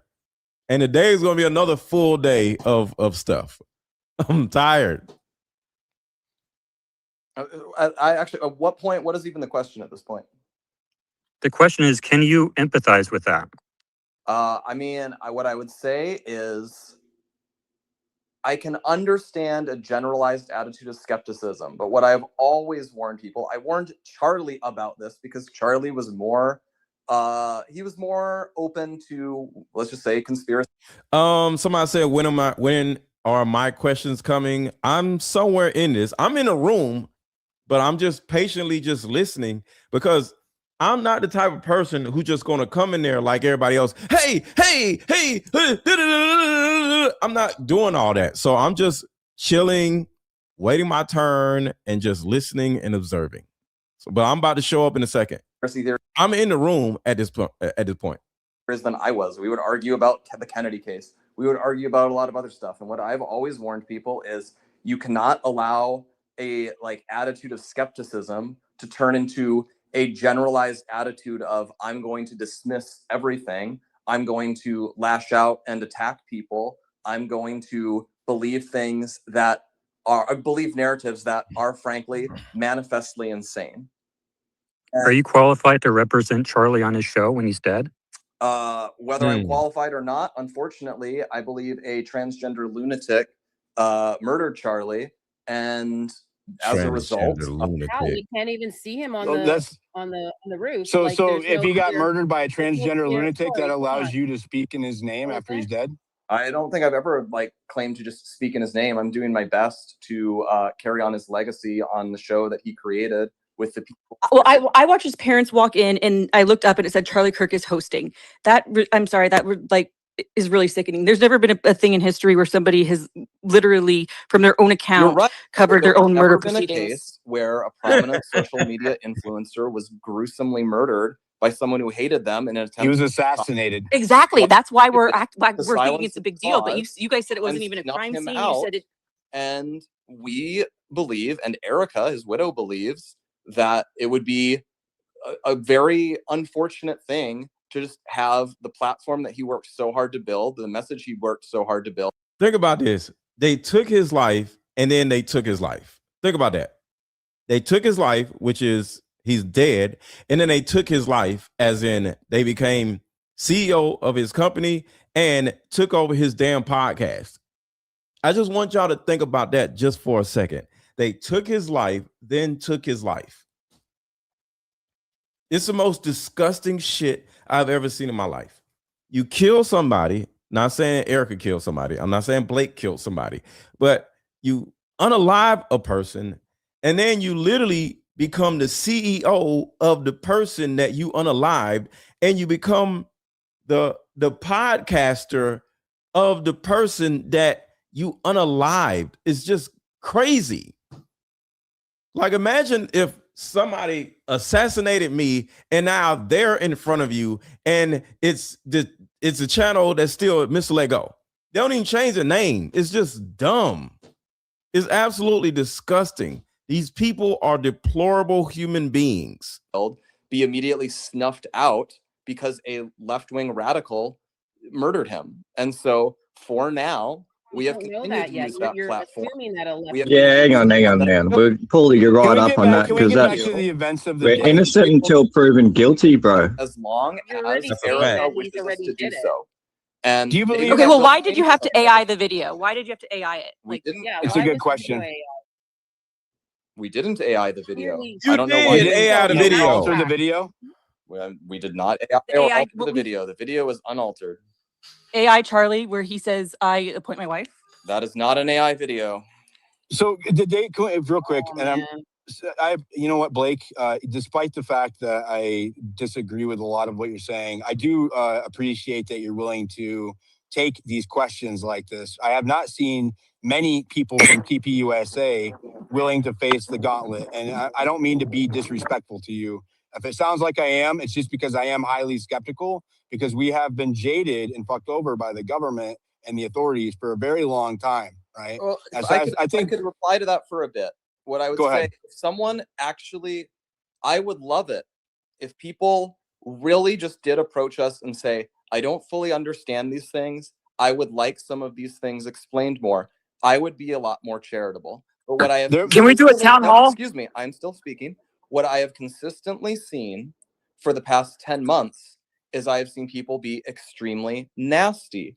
I have seen them bully, harass, intimidate, and be wantonly cruel towards people who were around Charlie, whom, even if they're asking questions, they absolutely have no evidence, let alone proof, that these people were involved in Charlie's death.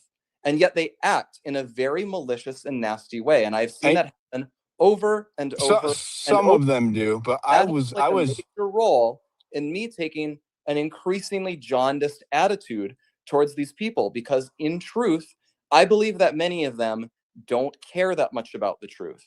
I think they enjoy finding an excuse to attack other people. I didn't. Tyler Boyer used to follow me. I've met him, right? And I was legitimately, softly asking questions, and I was responded to with vitriol, right? Because people were grieving, they were close, they were dealing, and like every time, right, for months and months and months, it kept being, well, we can't ask questions right now because it's too close, right? It's too soon. And then it got nasty. And I think, so the nastiness, I think, has been both ways. You guys started calling people conspiracy theorists for asking legitimate questions on Charlie's own show within weeks. Yep. That's a really good point. That is a great point. Gary said, I read that already. Shout out to Upward BM. Thank you for yesterday and today. You were killing them with the super chats. I appreciate you for your hard work and being genuine. I am not rich. Upward BM, I really appreciate you. I really appreciate you. I understand. Shout out to Custodian 423. Ask who Farnsworth was texting when he was on. I asked about Farnsworth, I believe. I think I did. I'm coming up in a second. Of the assassination, right? So TPUSA is not without guilt here. Can I ask one really specific question, Blake? There's I would text exchange between Phil Lyman and a couple of other people, and he specifically states in that Tyler Boyer threatened him back in December, and he mentions you in the text exchange. Apparently, you contacted him after that. Forgotten about it, so I don't know off the top of my head what you're referring to. Blake, do you know Victor Mark? Did you? Hang on, can I just clarify? Go ahead. It was when Phil Lyman was in DC. Sarah Rogers is involved, and it specifically states that Tyler Boyer contacted Phil Lyman in December and threatened him. And then a day or two later, you joined into that same conversation, and there's no context. We don't know what the threat is. We don't know what the context of the conversation is. Can you clear that up? I don't have any real memory of this, and I probably have. It'll be in your phone. You had text messages with Phil Lyman, or phone calls with Phil Lyman. It'll be in your phone. Maybe you can come back to it, Blake. Do you remember? I don't have it on a text exchange. Do you remember when you left like Orem or the Orem area that night? Did you leave on the 10th, like the evening of the 10th? No, we left the following day. And did you, like, how did you get back to Phoenix? I went back on a jet that was made available to us. Like a private jet or something? Yeah. On the 11th? On the 11th. So you were in Orem on the night of the 10th? Yes, I was. Interesting. Thank you. What I don't know why that's interesting, but yeah, I was. Well, I mean, you remember what you did afterwards. You remember leaving and how you got to arrive, right? I don't. You don't remember what you did when you got there. You don't remember what you did when you got there, but you remember how you left. I don't want to be mean, but you don't find it rather likely that you're going to have a better memory of things immediately after an incredibly shocking and memorable event? No, actually, your adrenaline's running, your blood pressure's up, your heart rate's increased. You're a lot less likely to remember things after a heated moment. Kathy says, ask why Terrell lied about the video. I asked that. Y'all are asking some good questions. Y'all are literally asking the questions that I was thinking about asking. So I asked that also. Than you are just before, right? The calm before. If I landed in Salt Lake City and got in an SUV, I'd know where I went. Hold on. Your question is literally, when did you leave and how did you leave? And in fact, I also know that for before the event that I arrived on a plane the day of the event. And again, make sure to follow Louisiana Girl on X, follow Mr. Let Go 45 on X, and also follow Alley Top Files on X. So we were in Louisiana Girls X, whatever the hell this thing is, because I'm not an X person. the whatever. So we were in her room or whatever. All right. So make sure to follow Louisiana Girl. Her video, I mean, her channel or page or whatever is up on the screen. And I left on a plane the day after the event.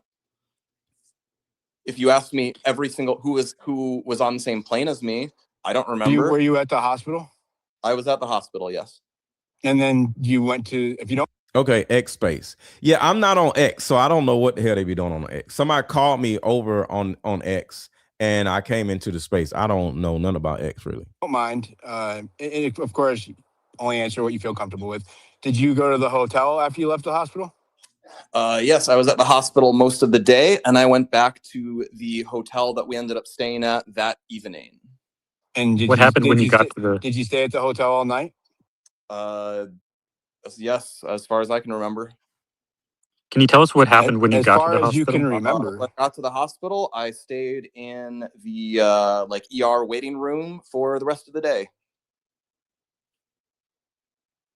What did you hear? What did I hear? I was told at one point that Charlie had died, and I mean, what else would I hear? Did you guys go there right after in the SUV? I was not. Like, I did was you guys not in get the it? SUV that I did not go Charlie in the was in- SUV. I did not go in the car that Charlie was taken in by the security. I traveled to the hospital a short time later in a police cruiser. Okay. When did Erica get there? Erica got there later And thank you, Denise, for the Cash App. Thank you, Denise, for the Cash App. that day. I don't remember the exact time, but obviously she was not in the city and she had to be flown in very quickly. So that happened, but I don't recall the exact time she arrived at the hospital. And I did not. I didn't know she was in the touch city that day because there were the people who saw Charlie's body, who had access to the surgeon, the doctor. I was not one of those people, so there were others on this team, and they were controlling access to it pretty severely. So I was out, like I said, Thank you, Tamara. in the kind of ER waiting room. Several other members of the team were there. Over time, other people trickled in, like those who weren't in Orem that day. Actually, a lot of them flew in.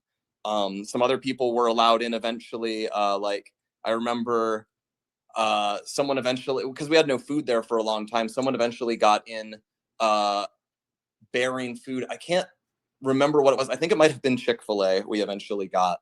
But can I just rewind? Was Nate Walker in your car, Blake? Was who? Nate Walker.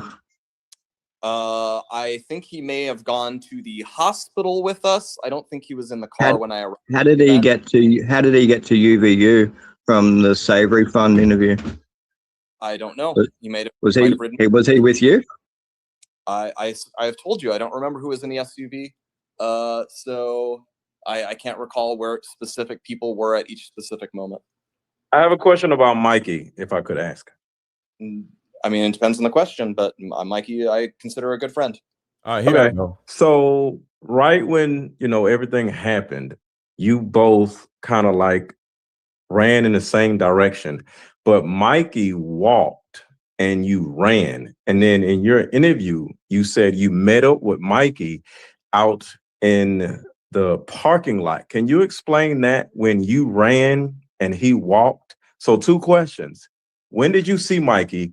And then 2, why did Mikey walk so slow when the person right next to him, which was you, was running? Why was he walking and you were running? I'm not sure the exact reason. I think there's probably a lot of potential reasons. There were people in front of him. Everyone reacts differently to a extremely shocking and traumatic event. He might have been following where other people were going initially. As for how we met up, I ran for a bit, and then it occurred to me that, one, I was actually in not the best of shape at that time, so I couldn't run a dead run that long. And then I would also say I realized there hadn't been another gunshot, because the initial reason I fled was I thought there was an active shooter. And I, as I've told you, I thought it was closer initially, that it was like possibly someone in the crowd. But I realized there hadn't been another shooter at that point, so I probably wasn't in immediate danger. So I slowed up, and then I made contact with Mikey. I can't remember the exact way that happened, but this had to happen I doubt it was much more than a minute after the shooting. Are you aware that there's cameras that followed Mikey all the way to the parking lot and he was by himself? And remember, you're running and he's walking. We were able to see him walk all the way out to the parking lot and he was by himself. So when you met Mikey, were you out in the parking lot, like where your cars are? And like where were you guys? What did you guys meet at? Because like I said, he was walking and you were running. As you guys can see, when I come in, everybody slows down. Nobody's talking over each other. And I'm simply being conversational and not being accusatory. Do you guys see the difference versus the other people? Do you see how calm and quiet it is right now? Let me know if I'm crazy, but do you see how the energy changed when I started talking? Well, In the parking lot? I have told you I fled and then I eventually stopped running, and I presumably, however it happened, Mikey was near me. I don't think Did you both drive to the hospital together since y'all did meet up? traveled together eventually. What happened was I met up with him. He called his wife, and then he called Erica. And then meanwhile. See, I didn't ask him all that shit. He starts babbling, but I'll bring him right back to the question. I called my mother. I didn't ask you if you called your damn mother, you little 13-year-old boy. I didn't ask you all that. Which I've explained before. After those phone calls, I'm not going to divulge the details of them. Yeah, that's fine. Mikey called, I believe he called his father and said that Charlie had been shot and that his father needed to call. Mommy, somebody shot Charlie. Mommy. Like, what grown-ass man calls his mommy? And you're like 35 years old. What the hell? All of his pastor friends to have them pray for. Yeah, I think he's gay. Charlie. So my question is, see, I'm getting him away from babbling and I'm bringing him right back to the actual question because he starts whining about his mommy. Did you and Mikey ride together to the hospital? Yes, or did you ride separately? We sort of, what happened was who got in whose car or what? We worked our way back to the scene of the shooting where police were.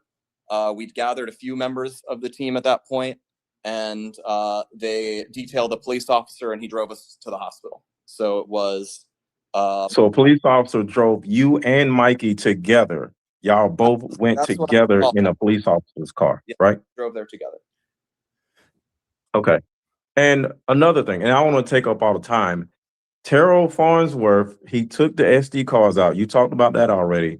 But why were 5 officers surrounding Terrell Farnsworth after everybody was gone? Why were they guarding him in particular? They were surrounding him. Do you know why? It seemed like they were guarding him more than they were guarding Charlie Kirk. Yeah, I'm just wondering about that.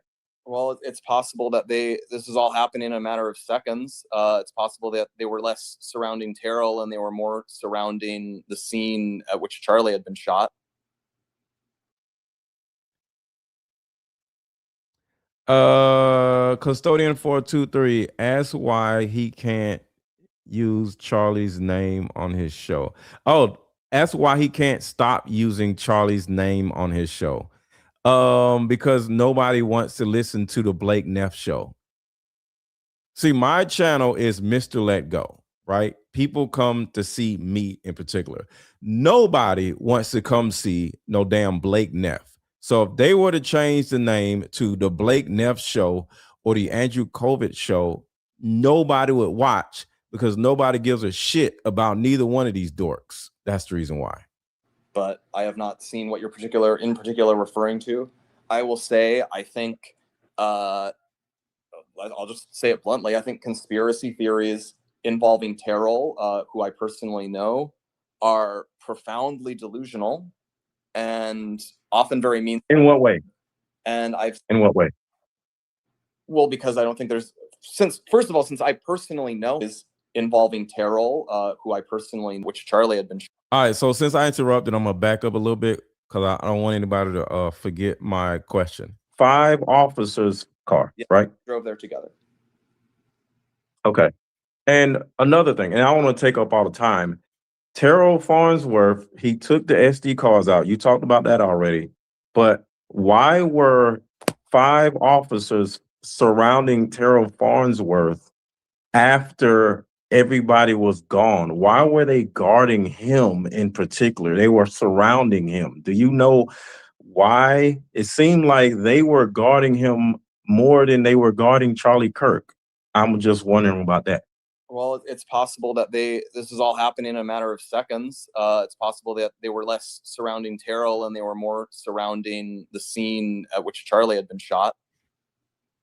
But I have not seen what you're in particular referring to. I will say, I think, I'll just say it bluntly, I think conspiracy theories involving Terrell, who I personally know, are profoundly delusional and often very mean. In what way? And In what way? Well, because I don't think first of all, since I personally know him, I know absolutely zero reason to suspect him of being involved in anything. And I know that he's faced a lot of harassment, and it's been certainly a traumatic for him to go through all of that when he already has to deal with losing the friend and boss that he'd worked with for many years, and that his family was. Yeah, well, like I think Terrell's selfie video was a bit sort of that's why. That's where it all started from. I mean, doing his weird selfie video straight afterwards, and then taking the SD cards out. With this whole flash drive, hang on. With the whole SD flash drive thing, can you confirm whether it was a flash drive or an SD card that was handed over to the? But do you guys see how it was a lot calmer? Nobody's talking over each other, and then they're gonna try to start doing it. And I'm gonna jump in and like, hey, stop. So do y'all see how it's a lot calmer? It's a lot more peaceful. The police? I have no idea. He's your friend. Could you ask him? I mean, I could, but I don't think it's terribly. It's a very important detail. If it's an SD card from the camera, it's absolutely the original footage. If it's on a flash drive, when it's not the original footage. Can you text him? The integrity of that footage becomes into question because he's transferred it to a flash drive. I don't think the integrity of the footage is in question. Absolutely does. Absolutely does. How Can can you not say? How can you not say He that? may not know. I want to get to. Yeah, I want to get to what he may actually know. See, I try to come in and say, hey, you can't ask one man about another man because he's going to say, I don't know. Because if you ask me what Valhalla said or what Jesse on Fire said, whether I know the answer or not, I'm going to say I don't know because I'm not going to speak for another man. That other man may have another answer for you. So you have to ask them. So sitting on a space, asking one man what another man did or said is dumb. So stop asking questions about another man because you're naturally going to say, I don't know. You got to ask him. It's just common sense. So look how I come in and just reorder everything. If it's an SD card from the camera, it's absolutely the original footage. And they literally said, well, can you text them? No. If it's on a flash drive, when it's not the original footage. Can you text him? No. The integrity of that footage becomes into question because he's transferred it to a flash. Somebody, can you text him? What do you mean, can you text him? What? No, you're on a space. Ask him questions about himself. I don't think even though I asked about Farnsworth, he said he came back and got with law enforcement, and I wanted to know what or like why the area was being guarded. Like that question would have led to what they were guarding and not about Terrell Farnsworth. And he answered that. The integrity. He said they were guarding the cameras. Of the footage is in question. Absolutely does. Absolutely does. How can you not see? Well, How can you not he see may that? not know. I Let's want not to pile get drive. to, yeah, I want to get to what he may actually know. You said Terrell is good friends with, Charlie, just like all of you guys, right? Why is it that you guys are running and y'all went to the hospital to tend to Charlie?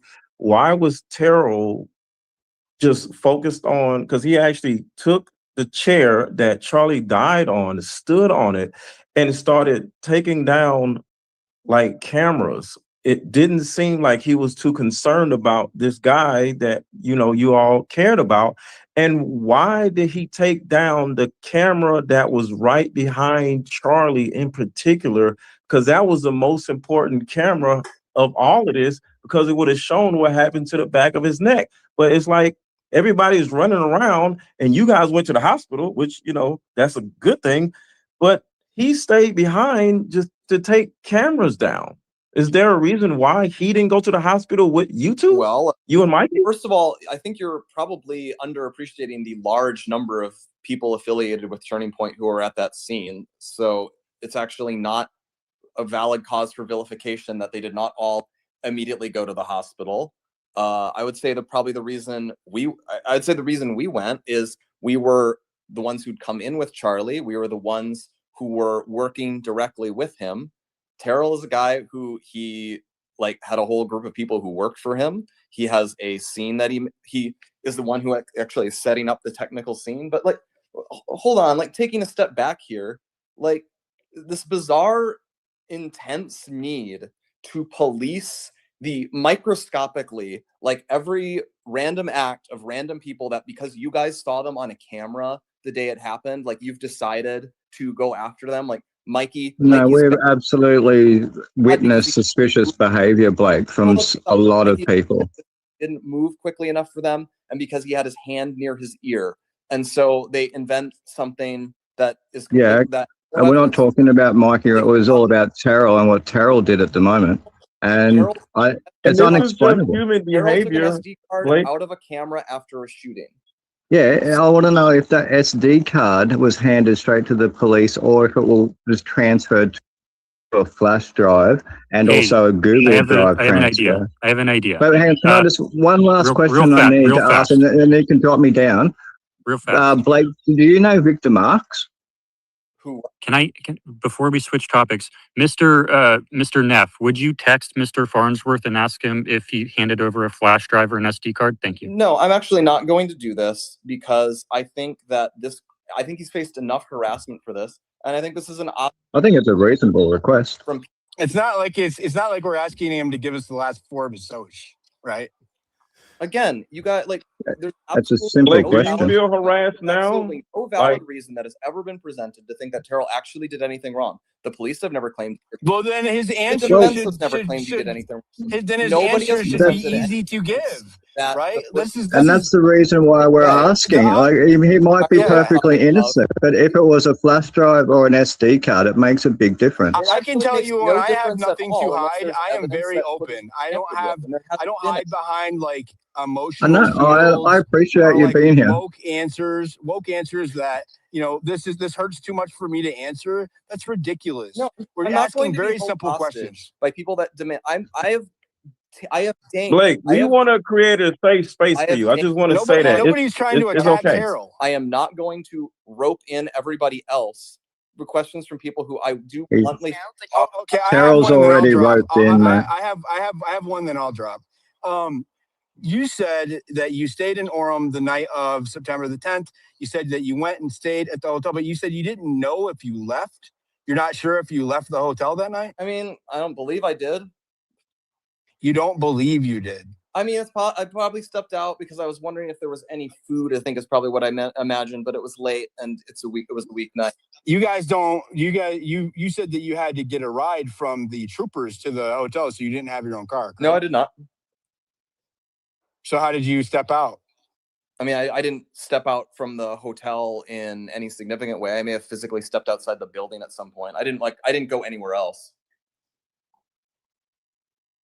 Okay. Can I just ask one last question, then you can drop me down? Blake, do you know Victor Marks? Victor Marks? We've met him at some point. Yeah. We had him on the show once.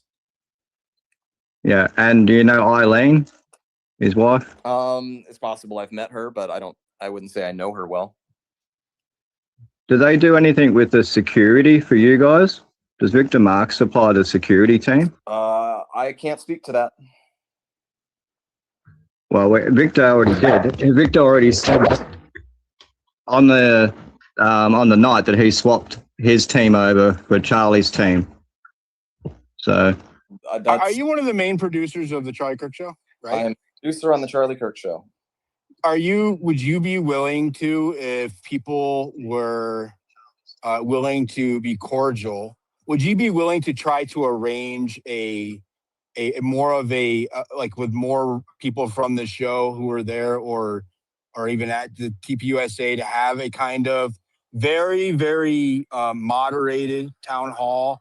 I think that a lot of the animosity and suspicion would be laid at ease if people weren't vilified for asking reasonable questions, and maybe that would help both sides here. Hey, can I jump in real quick, guys? I've noticed. Hell. I've been listening very intently to all the conversation here, and there's been a lot of accusatory questions and everything else like that. So how about this?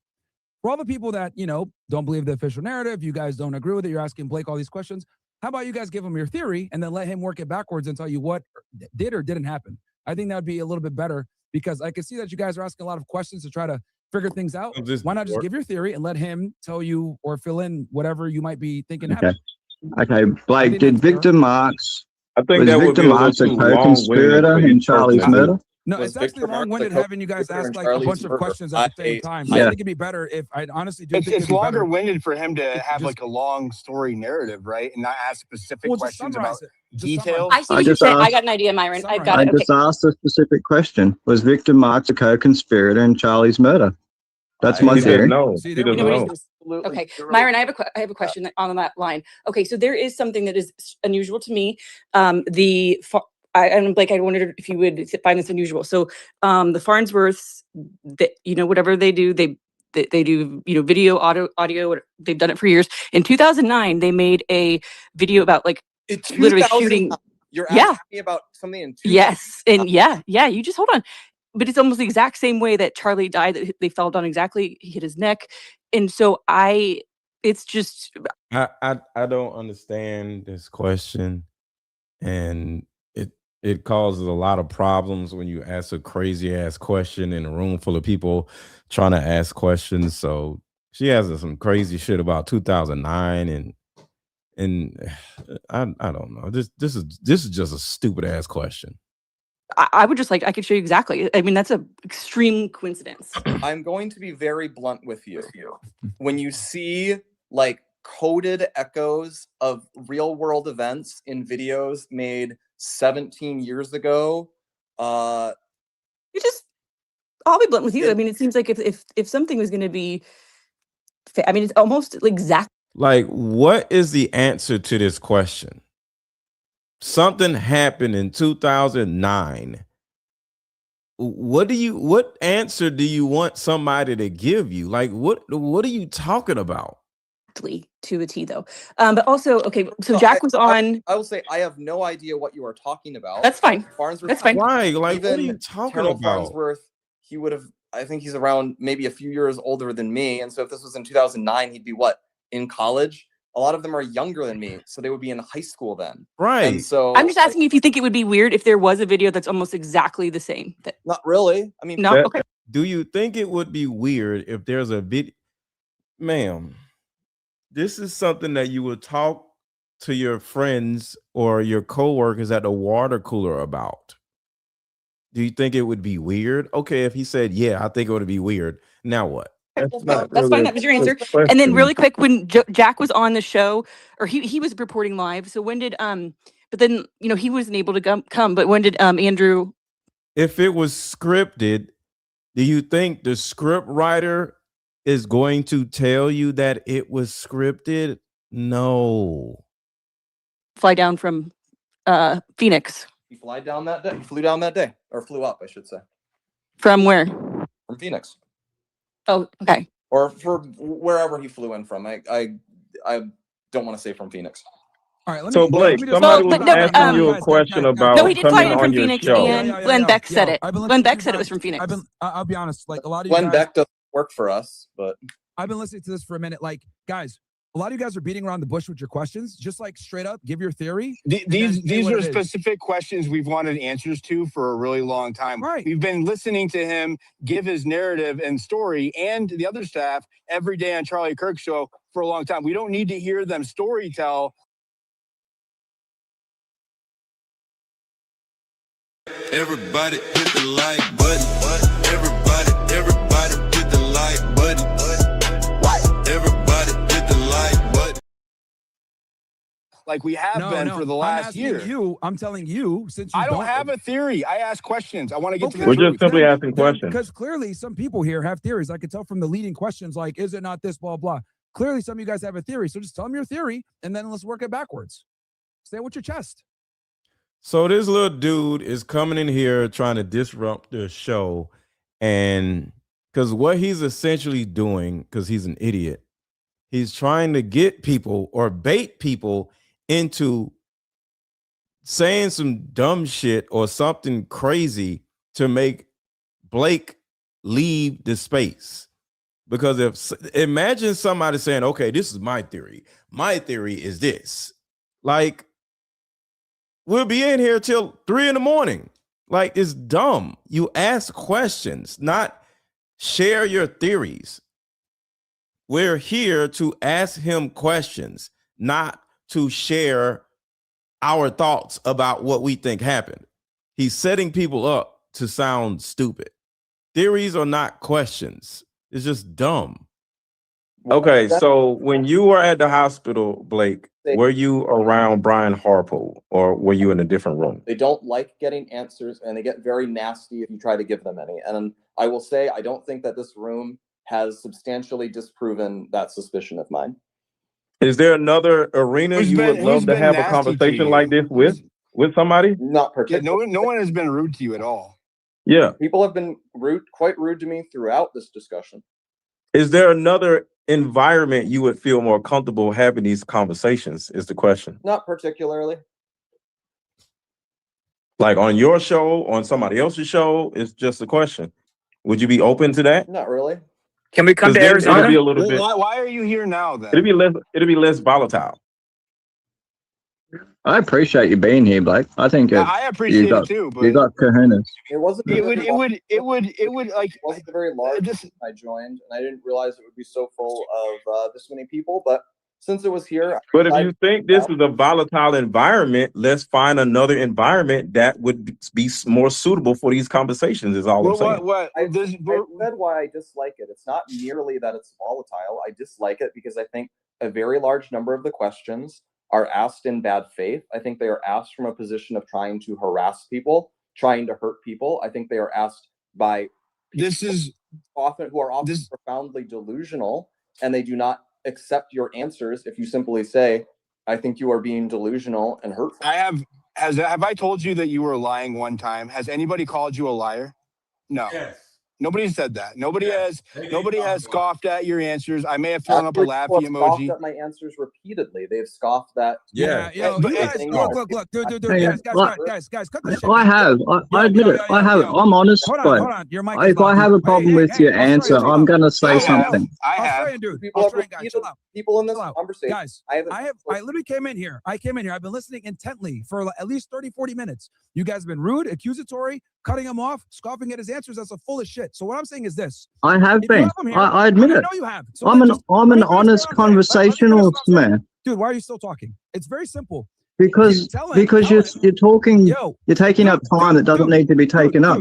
Blake's a big boy. He can stand up. Dude. I'm telling you to say it with your fucking chest. Give the theory. Tell him what you think happened. Stop beating around and stop being pussies. Judas Harpo did it. Why are we turning into the ground of like trying to create defamation, right? By accusing people of doing things. When we start spouting theories, right? There's a high likelihood you're going to have people making false accusations that they. He's totally correct. But that's what the little cornball fresh and fit dude is in there to do. He's trying to bait people into saying some crazy theory. Because I want y'all to think about this. If everybody started listening to this stupid cornball dude, Myron, and started saying, my theory is this, my theory is that. It would now paint all of us as crazy conspiracy theorists. And then they could turn around and bring the audio onto their show, like I'm bringing this to my show, and they're going to say, listen to all these crazy conspiracy theories. And then all of us will now look like the laughing stock of social media because all of our conspiracy theories sound so cockamamie and stupid, where now we'll just be thrown out in the garbage because we sound stupid. Like, he's trying to bait people into sounding dumb. I don't have a conspiracy theory. I have questions, but that's what the little fresh and fit cornball loves to do. He loves to bait people and to cause chaos. He's a idiot weirdo. They can't prove. And we already know that TPU in college, a lot of them are younger than me, so they would be in high school then. Oh, hold on, I went back too far.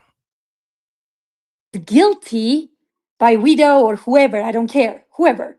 Would we be turning into the ground of like trying to create defamation, right? By accusing people of doing things. When we start spouting theories, right, there's a high likelihood you're going to have people making false accusations that they can't prove. And we already know that TPUSA is sending out cease and desist in mass, and our former staff members are already suing people. Candace Owens is a good example.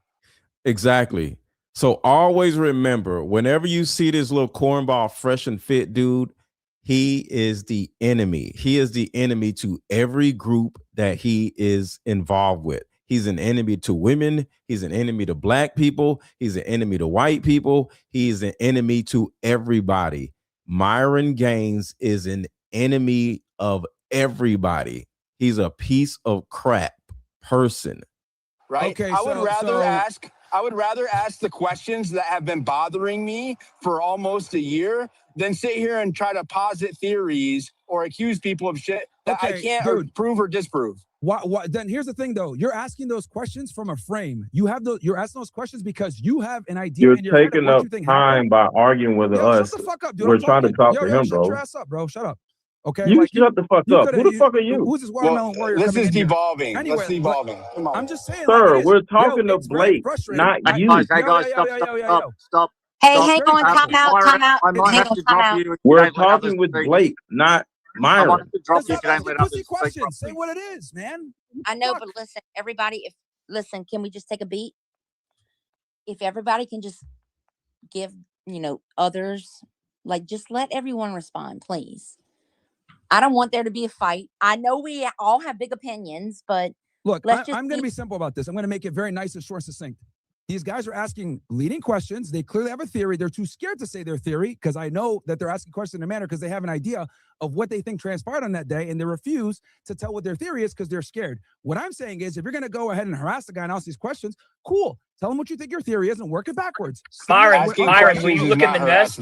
Myron, will you look in the nest? Look in the nest and you'll see my theory. Elizabeth, just come in. Just say it, dude. Just say your theory. Judas Harpole, he squeezed the detonated trigger underneath his shirt that blew up the shaped charge pendant underneath Charlie's shirt. Now Judas Harpole. I disavow, by the way. So I have a I gotta be dreaming right now. I have a question for Blake Neff. This is Elizabeth Lane.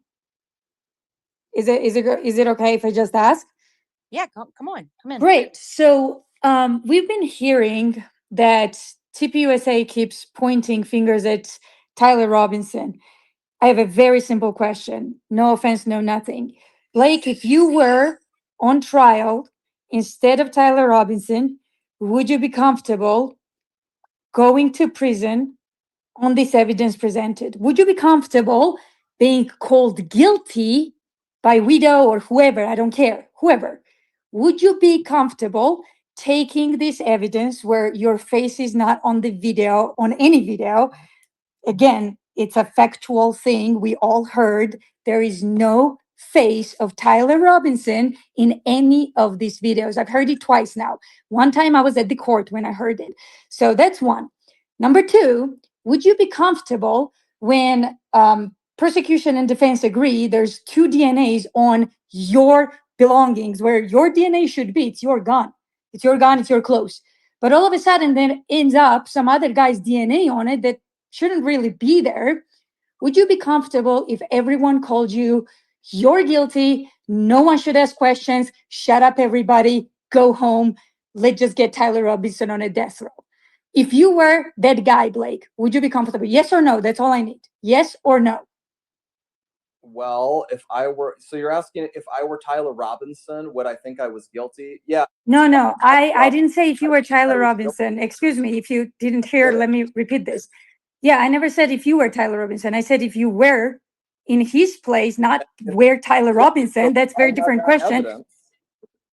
If I had that evidence, yes, that evidence would include me being on the campus throughout the day of September 10th when I live many hours away. The evidence would include a rifle with my DNA on it. The evidence would include shells or bullet rounds that have machining on them, and I have a machine tool in my home. The evidence would include my parents confronting me and me confessing to them and agreeing to be turned into the police. The evidence would include my partner testifying to the police against me. The evidence would include text messages that I sent to that partner declaring. So now you're going over the no. None of this. Where'd you hear parents testify? Where no. Hold on.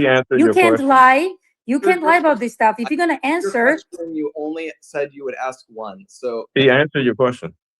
Well, again, he answered with lies. He literally said, Blake, you can't just say something that didn't happen. Where point out time frame right now, time frame, where did you hear parents testify that they absolutely believe that Tyler Robinson confessed and they believe he's guilty? Where did you hear that?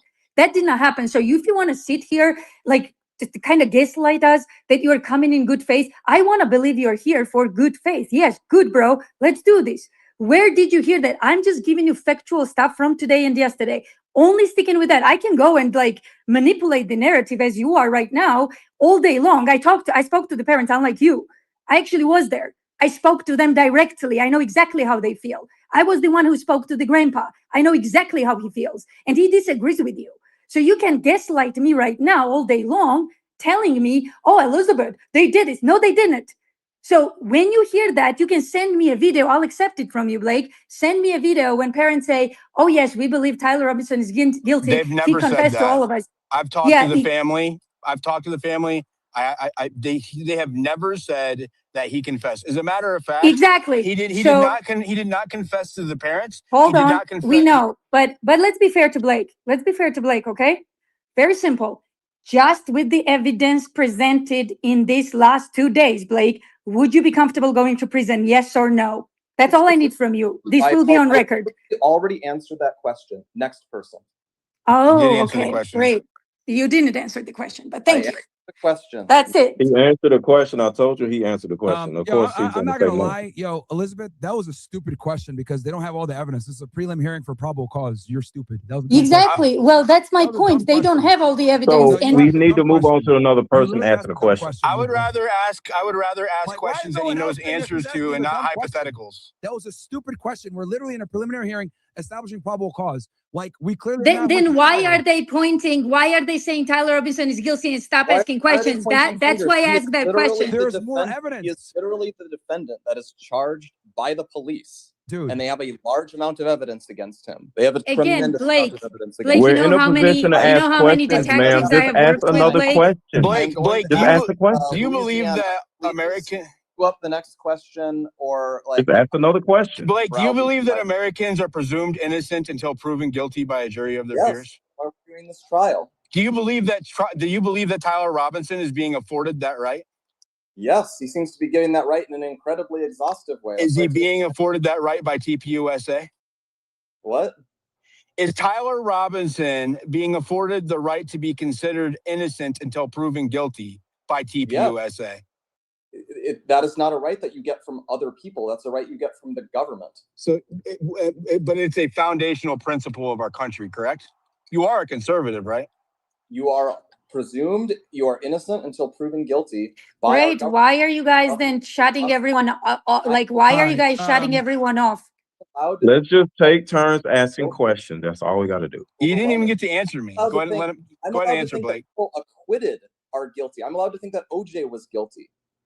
You're allowed to think that Daniel Penny was guilty, even though he was acquitted. TPUSA isn't just one person. TPUSA is an institution in this country with massive media pull, and the jury selection hasn't even occurred yet, right? So you realize every day when you're up there telling people that he's guilty and that he was easily identified and all of the talking points that you just said, you are just the same way.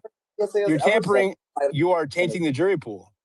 So if you've never said that, Blake, okay, we believe you. You never said Tyler Robinson is guilty. Then why do you have a problem with Candace Owens conducting an investigation? So you just said it. We are entitled to our opinions. It's our shows. We can do whatever we want as long as we don't cross the line where legal legal aspect of things come in, right? So all Candace is doing is investigating the death of her friend. Okay. So here's the problem I have with this. Hold on. Let me finish. I'll let you finish. That is a factually false statement. Really? How is that factually false statement? You explain that to me. Let's see, because Candace has also done things like she has done giant fishing expeditions against a ton of other people that Charlie knew or was. Guess what, Blake? I have you ever worked with a detective? I have a question. Have you ever worked with a detective? Because between me and you, I actually have documentedly. I'm going to say I'm not going to get browbeaten by this person.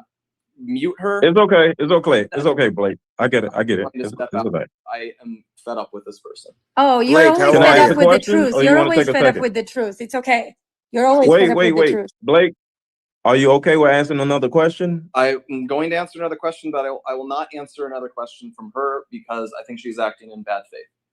Well, I'm acting in bad faith. Okay. I asked the question earlier about you going to the hospital. Were you near Brian Harpool? That was my question. I have no memory of where I was relative to Brian Harpool before the shooting and afterwards. I probably saw him at the hospital.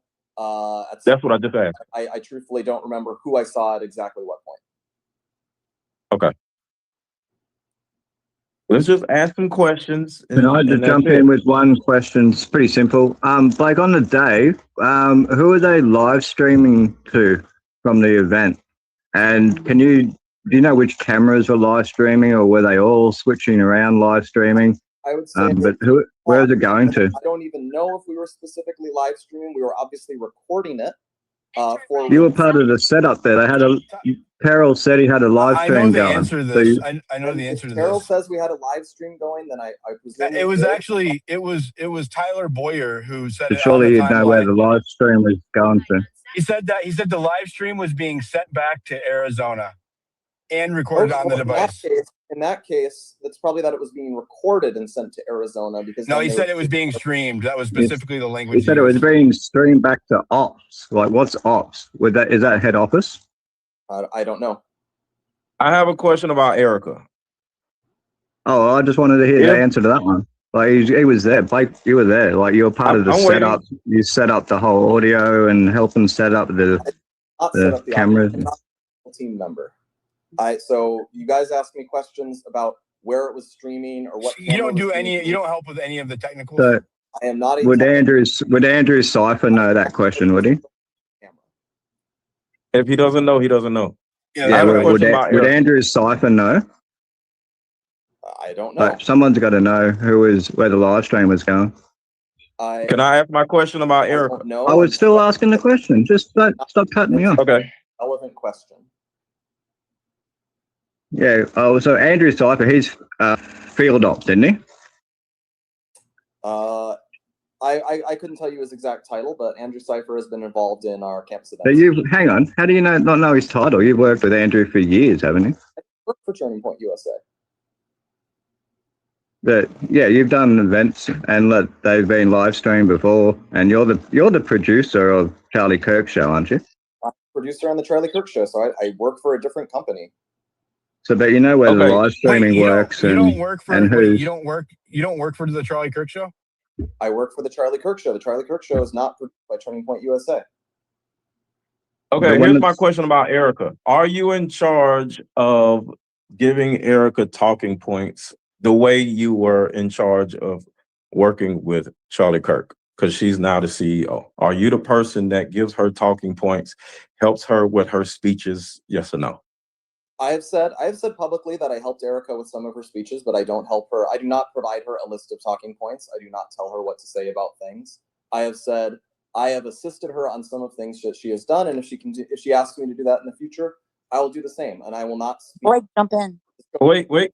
I'm still asking about Erica. Okay, so when she did that video where she had all black on, and she was a little upset about everybody talking about her, who was in charge of what she had on, and what was the purpose of that particular showing? She's wearing.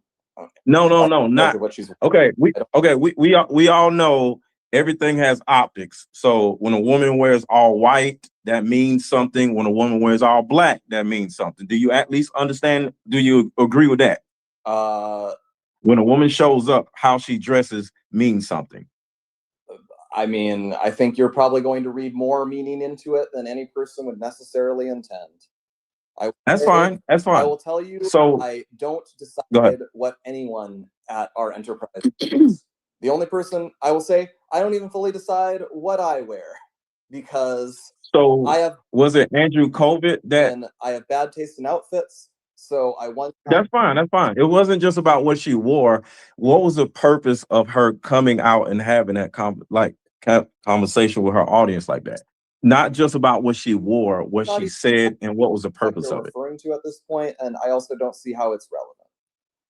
Yeah, I want to jump in here, Blake. I appreciate you being here. I think it, it takes a lot of guts to face, this crowd. I know, it can get volatile.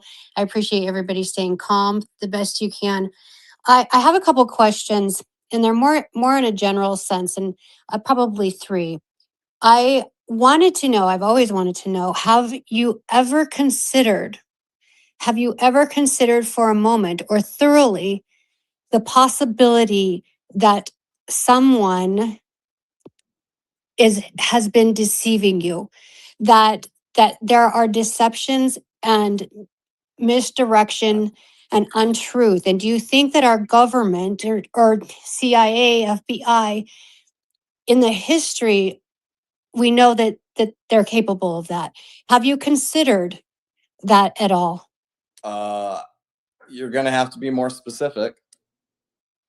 Have you considered that there are deceptions and you are being misled, and that something happened other than what the FBI and the bureaus are the narrative that they're putting out, what they're saying? Have you considered the possibility? What I would say is I would be open to more people having foreknowledge of Tyler Robinson's plan to shoot Charlie than basically we're acting under currently the charges seem to be that he acted alone with no one else knowing. I would be open to the possibility that he had talked about this with other people and they failed to find that, whether that was due to Tyler successfully deleting things, incompetence in their ability to find it, lack of hustle in finding it. Who knows? I've always been open to that possibility, and I would love it if I would hope that they've exhausted every investigative angle in that part. But on the specific fact of this shooting, I do not believe I am being misled. I believe the evidence is very strong that Tyler Robinson is the shooter, that he committed the shooting for the reasons stated, that he had a left-wing motivation and he regarded Charlie as some sort of figure of hate, that he was in a strange relationship with a kind of a semi-trans furry boyfriend, and that probably helped politically radicalize him. And so he committed this shooting. I believe the evidence for that is very strong. In fact, I feel the questions about SD cards and questions about how fast people are walking and questions about who's in an SUV at what time are really muddying the waters and getting away from what I think is, in fact, pretty clear. Which, let's see what we have. We have multiple camera angles of a specific person being at the scene of the shooting before, during, and after it. We have text messages sent by this person. We have this person being identified by family members when they had not been found otherwise as a suspect by the police themselves and being turned in for that reason. We have the police finding specific things like finding a machine that can be used to etch messages on rounds when we found etched messages on rounds that were in that rifle. We have DNA evidence. I think that the totality of this points overwhelmingly towards, if you want to call it the official story, we'll call it the official story. I think the evidence points to that. I am not a person who rejects all alternative theories for things, but what I told Charlie while he was alive and what I have told people since is you actually have to be willing to weigh evidence, and you cannot allow your brain to fill in details that do not exist. And a general trend I would say I see with people who are too enthusiastic for conspiracies is that their brains are overactive in filling in details where in fact nothing exists. So can you give me an example? I appreciate that answer. To provide a specific example of this, when people are going after Mikey because he was holding his hand up to his ear, that's all you have. He held his hand up to his ear, which would make sense because a very loud crack had gone off, and a lot of people will reflexively do that. And then they might not pull it down once they're also realizing there's a shooting and things happen. And yet I feel that people have allowed their brain to fill in stuff that, if you think about it, doesn't make a lot of sense. Like the idea that he was on the phone with someone. Like, I guess the idea is he was right there and then the shooting happens and he's like, time to call it in to whoever, to Zog or something. And he's on the phone calling it in. And in fact, there's no evidence for that. And there's no reason to believe it. And yet people harassed him extensively because of that. Sure.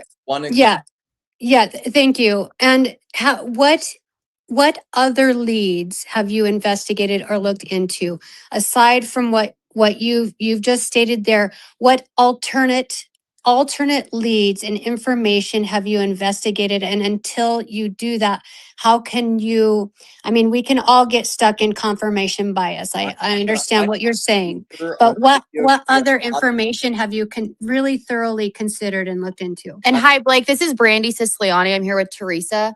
I have a question for you. So Charlie said that he has no choice but to leave the pro-Israel cause. Okay. Yeah. And then he texted people saying, I think they're going to kill me. And this was a couple days, if not the day before, that he got assassinated. Have you guys not considered that maybe there was foreign involvement? Well, first of all, since you interjected over that other question, I would say that I am a producer for a radio show, and investigating crimes is the job of our police. And I believe the police in this case have done a thorough and, in my opinion, quite concrete job on this, which is a reason I am willing to believe that Tyler Robinson is guilty. It is, in fact, not my job to personally go and investigate every alternative theory that someone can come up with. But why aren't you open to it? Especially when the evidence, as far as I can tell, seems extremely strong. If the evidence were extremely weak, I would probably reconsider my position. But I don't think the evidence is weak. I think the evidence is strong. I think we're all here because we don't think it's strong. And I mean, you can say it's strong, but I mean, it's actually really weak. What I would say is, I think a lot of people are tethered to the idea that there is a conspiracy, that Tyler Robinson is innocent, that someone else is responsible, that there is a plot. And I think once they've tethered themselves to that position, I don't think anything will ever move them off of it. And so perhaps against my better judgment, I came here to talk to people, but I think most people who've decided down this course will literally never be convinced otherwise, no matter what it is. And have you considered foreign involvement? And that's my last question. I have not seen any reason to believe there would be foreign involvement. I don't think there's any evidence of it. Okay, so when Charlie was saying, I think they're going to kill me, you really think he was referring to leftist transgender furries? Well, yes, because I've spoken to Charlie, and Charlie expressly actually did say to me, I don't have a. So you're going to go on the record right now and say that Charlie was referring to leftist transgenders, not Israel. I'm not going on the record today because I have said this publicly before, that Charlie expressed worry that a pro-transgender person might do violence against him because he saw that happen. So you are stating right now that Charlie was not referring to Israel. Well, first of all, I actually haven't even seen this supposed text message that you're referring to and claiming that, like, really? People are saying like Charlie was texting everybody the night before that he worried he was going to be assassinated. That's just not true. But you've seen the screenshot of the group text, him saying he was leaving the pro-Israel cause, correct? Yeah, I have seen that. Would you agree that we discussed that chat in detail all the way back in. And so if we were looking at this purely objective, like if we didn't have, let's just say we didn't have Tyler Robinson, right? We got to look at motive. Would you agree that Charlie was the most influential voice amongst young conservatives and Gen Z as it pertains to Israel on the right? I think he was a very influential voice. I don't know how you'd measure. Okay, and so then if Charlie was receiving millions of dollars from pro-Israel donors who he was complaining about in that very same text that I am referring to, correct? Okay, I mean Charlie had donors who got mad when he criticized MLK. So did like the pro MLK. But people. MLK didn't give him $2 million or $3 million or $5 million. I didn't say MLK. Like Charlie had donors, and donors expressed their points of view on things. Okay, but so can we agree that I don't agree here. Like we are getting tethered on this point where people are just asserting like it makes sense. I'm just asking you. I'm trying to see if you will be objective and admit that it's a possible motive. Charlie had friction with donors over Israel. That somehow translates to that's who had him murdered. That's not what I said. Possible motive. I have a more simple and civilized question here. You say, imagine if we didn't have Tyler. Well, the good news is we do have Tyler, and we have evidence against him. But the story doesn't hold up under scrutiny. That's why we're looking at alternatives. Excellently under scrutiny. I believe we have camera footage of him on the campus from multiple angles. We have DNA evidence. We have a murder weapon. I've seen the Bigfoot pictures are more clear than the ones we have of him on campus. That is just factually not true. Wait, are you saying that you can positively ID Tyler from any of the images that have been publicly released?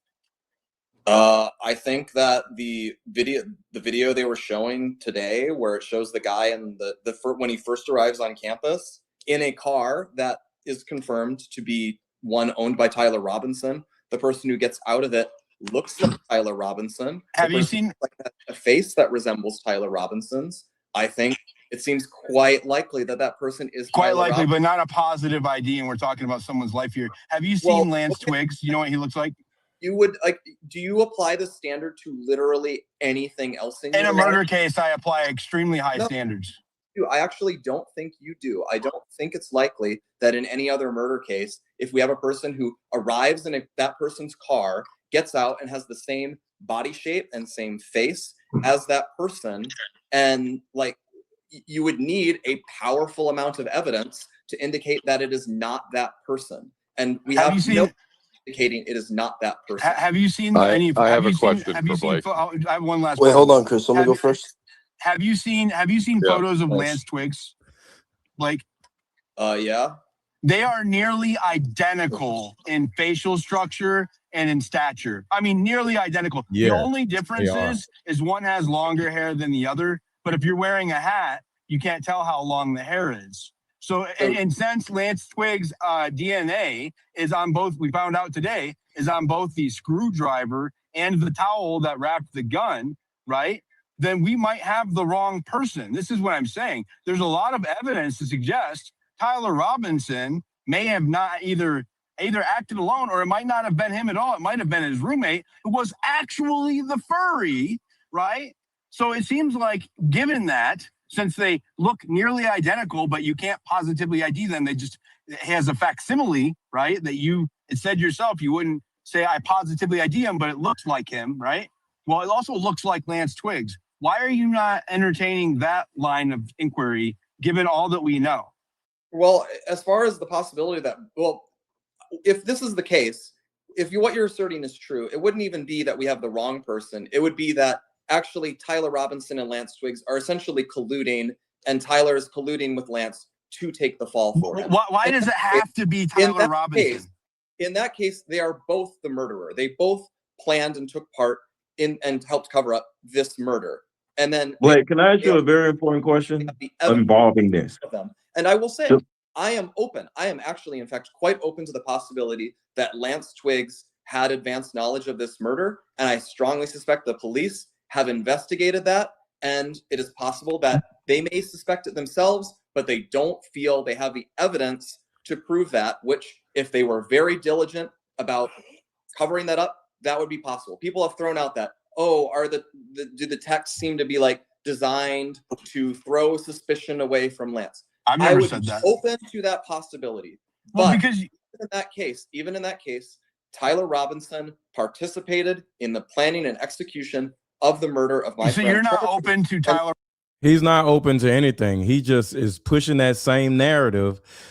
And he is the other side of the problem. You have to look at things from outside of your own scope so you can get an understanding of other people's perspectives. Robinson being innocent of this crime, you're not open to that? Everybody hit the like button. Everybody hit the like button. Everybody hit the like button. Blake, are you open to the fact that you may be tethered to your narrative just like we are tethered to our own narrative and we both may be wrong? Of course, but that's why you always have to step back and consider what is the actual evidence that we have. And in contrast, there's a possibility, just think about this. Excuse me. There's a possibility that something may have happened that you may not understand because it is over your pay grade, over my pay grade, over all of our pay grades. And it has nothing to do with some little boy. And it has something to do with something that is way above our pay grades. Do you at least accept that possibility? I think that there is no evidence for that possibility. Well, Blake, Charlie literally said, I have no choice but to leave the pro-Israel cause, yet Turning Point USA is so pro-Israel right now. That is not what Charlie said before he died. And on top of that, there's no evidence that Tyler Robinson unalived Charlie Kirk. Why are you guys going against what Charlie wanted? And that's evidence. What have we said that is any different from what Charlie said? Virtually you guys are clearly very mouth. pro-Israel right now. Very, very pro-Israel. I don't think anyone can say that that's not true. What have we done in the last 8 months that is, in your opinion, pro-Israel in a way that is not compatible with something Charlie himself said or did? Everything. It seems like you guys are very pro the war in Iran, which Charlie was not. Wait. Hold on. Can I cut in real quick? Give me an example. Hold on. Can I cut in real quick? He just said it. The war with Iran. He was against the war in Iran. He just said it. Okay. What does Turning Point say? Turning Point cheerleaded the war with Iran like maximally? Erica said herself. Maximally. She said herself she's okay with the war of Iran. She was asked that. What did she say? She was asked, what do you think about the war on Iran? She said, I'm all for it. Who asked her that? Where was this? There was a recording of her saying that at a school. Let's not be dumb here. You guys are definitely very pro whatever Trump says, and Charlie would have been vocal against it. What about Thomas Massey? This is something I've said publicly, and so I'll say it again. Here's what we've said. When the war with Iran began, I said this is something that Charlie would have fiercely argued against before it happened. I believe that absolutely Charlie would have been very opposed to launching the war. I said that Charlie also would almost certainly, he would oppose boots on the ground. He would oppose an aggressive pursuit of regime change. So we have said on the show, we have repeatedly said that we suspect the war is unpopular. We have young people on our show. Every time we have. Yes, for sure, Joshua. I would have, if I had time, I would have added a full list of reasons why. And I actually have a list, but I was on my phone that the list was on, so it was difficult for me to find the list. I'll find a list right now. Let me see it. Because yeah, it's literally a whole list of things, of evidence on why it's not Tyler Robinson. Let me see if I can find it. Have young people on our show, like chapter leaders and the like. We ask them, how do you guys feel about the war? How do other people on your campus feel about the war? And we do that because they tend to respond, it's not popular. And we feel obliged to help communicate that message that this is at a minimum, a very politically tough war for us to sell. Before the war began, we said if President Trump is going to launch an effort against Iran. He said for us to sell. Let me back it up. Did y'all hear that? Did y'all hear that? He said this is going to be a difficult war for us to sell. Who is us? What do you mean for us to sell? It's not popular, and we feel obliged to help communicate that message that this is at a minimum, a very politically tough war for us to sell. Before the war began, we said. What does that mean? See, right here is a perfect example of the proof. So Charlie Kirk was adamant against the war. And he turned around and said, what do you mean? Now that Charlie Kirk's dead, we're still pushing Charlie Kirk's ideals. Well, you literally said this is going to be a difficult war for us to sell. Charlie Kirk was against the war. So why are you selling something that is against what Charlie Kirk believes in? And you're sitting on a show called The Charlie Kirk Show. He literally said it's a difficult war for us to sell. Who's selling a war, sir? And why are you trying to sell a war? What? About the war. And we do that because they tend to respond, it's not popular. And we feel obliged to help communicate that message that this is at a minimum, a very politically tough war for us to sell. That's crazy. Before the war began, we said if President Trump is going to launch an effort against Iran, he's going to need to make the case more strongly than he has so far. We said that. We have said we believe President Trump should seek an off-ramp from the war. We have cheerleaded every time that one of those off-ramps appears to be in the offing, like when they began negotiating this recent peace deal. Every time we have said we are in favor of finding a way to exit this war. And we have said we believe Charlie is not with us, so we do not know exactly what Charlie would do, but we believe that is what Charlie would do, that he would be urging the president to find an off-ramp for the war and to focus back on domestic issues. But what we've also said is that when Operation Midnight Hammer happened a year ago, that Charlie had been opposed to escalation with Iran at the time, but that once the president did it and signaled that it was a limited intervention, Charlie praised the president for it, and he said he supported the way he went about it. So what we have said is Charlie would have argued against this war, but he also was a supporter of the president, and he would try to find ways to guide the president in a direction that he supports. He would not disavow the president. He would not, if pick your word, crash out over it. He would not turn permanently against the president because President Trump did something that he disagreed with. I'm still trying to find that list. Maybe I am wrong. Maybe Charlie actually would have reacted a different way. I have said that. What I can only do, though, is I can say how Charlie behaved while he was alive and how I, as someone who knew him well, believe he might have handled this. I have always been very frank about that. And people have said that we cheerlead this war maximally. People have said we're massively pro-regime change. When people say that, they are lying. And when people lie about that sort of thing, it gives me the sense that they aren't really looking for the truth. They're just looking for ways to attack people. Blake, I have a quick question, if you don't mind. I'll be very quick. It's just for you. My question is that, is there a reason why TPUSA and yourself and maybe Erica aren't hounding the FBI to investigate this to make sure they have the right problem? I'm not saying they haven't. How do you know they haven't? I'm not saying that Lance Twiggs is not, but I've never heard anything from anyone involved with TPUSA urging the FBI or anyone, or even urging Trump or anyone to investigate and make sure that it's fully investigated. Okay. With no stone unturned. How do you know we That's what I want to know. How do you know we haven't?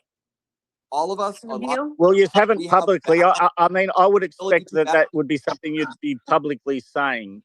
And I think everyone in this space is thinking the same thing. And I think most of the questions in this space really come to the crux of it is, why aren't you making sure that it's investigated properly with no stone unturned? Open book, open slather, open your phones, your devices. I mean, everything. I will Let the FBI come in and explore everything. Look at all the. Look at everything. Listen to the mic that's attached. I think I've got the idea. What I will say is, just as an example, you guys have been asking me about this Charlie group chat he was in where he's talking about Israeli donors. Do you recall the reason that became public? That became public because Andrew sent it to someone in the government, and eventually from there, it made its way to That's Candace not the Owens. same as disclosing it Why, to the public. Blake, Can why I did ask a question, Andrew guys? Colvett send that to Joe Can Kent? I ask a question, guys? I've been waiting Why for did he Jay send for a that to while. Joe Kent? Because Why no did Andrew stone Colvett send that to unturned. Joe Kent? Andrew actually said this on his stream. He said One no at a time. stone We can't hear unturned. everybody talking at the same time, bro. Well, he's been waiting. Can I ask a question, guys? No, I've been waiting a little I'm trying to answer this one. I said, Yeah, let him answer it. Apologies, Blake. Those Sorry. messages were sent to a person in the government was in fact that Andrew wanted to make sure that every lead was followed up on. And I will say, Andrew, relative to me, was more open to, let's just say, different theories about the case than I would have been. So nobody sent that screenshot to Candace before Joe Kent? I don't want to say exactly who sent what to when, where, but the reason that those messages were even available by anyone to be sent to Candace is that Andrew had sent them to someone in the government because he wanted it investigated. Yeah, Candace Owens has been feeding you guys. So it must be upsetting then to hear Joe Kent say that they didn't actually investigate that and they told him to back off. That has to be frustrating. Kash Patel literally shut that shit down really quick. Can we bring up Andrew Wilson, because this bag's been getting paid from TPUSA? No, I think it's an important point. He brought up. Wait, Chris had a question. Joe Kent. He brought up Joe Kent. Wait. Yeah. So I wanted to know is that frustrating to you that Joe Kent was told to stand down? I will say, in my opinion, it is not. I don't want to dive deep all over this, but I'll be frank. Even though, as I said, those messages were sent in because he didn't want to leave any stone unturned, I've been frank about myself. I think it's ridiculous to believe that a foreign actor was involved in this, and I think there's no evidence for it. You think that Joe Kent was lying about a foreign nexus then?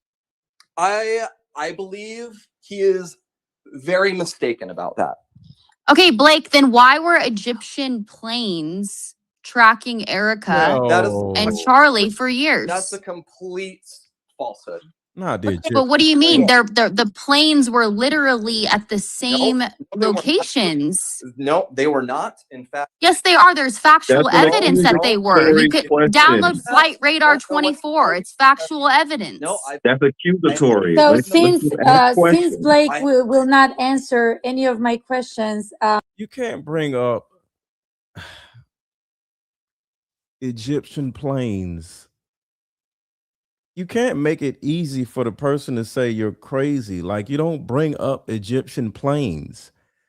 See, as you're having a conversation with people, especially if they don't want you to ask the question, they're going to find whatever it is that you say to be crazy or conspiracy theory written by bringing up Egyptian planes. And I'm not saying the Egyptian planes aren't real. How in the world is Blake Neff, out of all people, going to know something about a damn Egyptian plane? He doesn't know anything about a damn Egyptian plane. So because of that, you don't ask him about an Egyptian plane. If you ask me about an Egyptian plane, I'm going to be like, I don't damn know. What the hell? I don't know. So we got to stop this, man. Just like want to put it out there. So you just on record called Joe Kent incompetent. That's what you did. You just called Joe Kent incompetent. You are an organization part. Ma'am, stop. See, I have a conversation with these people in a minute. You'll see it, where I try to get through to them and let them know, like, hey, it doesn't make sense to be accusatory and call a person that you're trying to get information from a complete liar because you sound crazy when you do this. Like, what are you doing? Stop.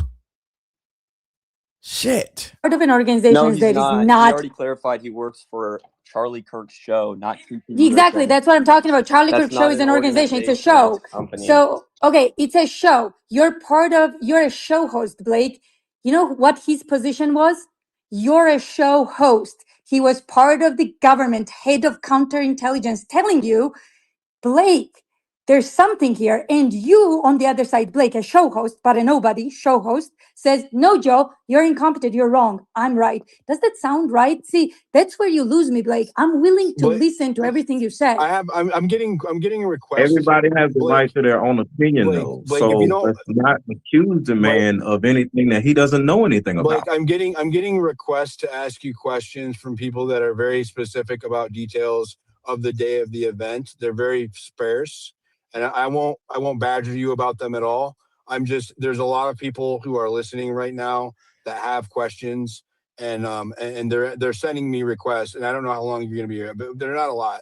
The first question is did you have two phones at UVU that day of the assassination? Good question. Did I have two phones? Yeah. No. He says he didn't have two phones. So what went on with him? I'm trying to remember. Oh. Okay.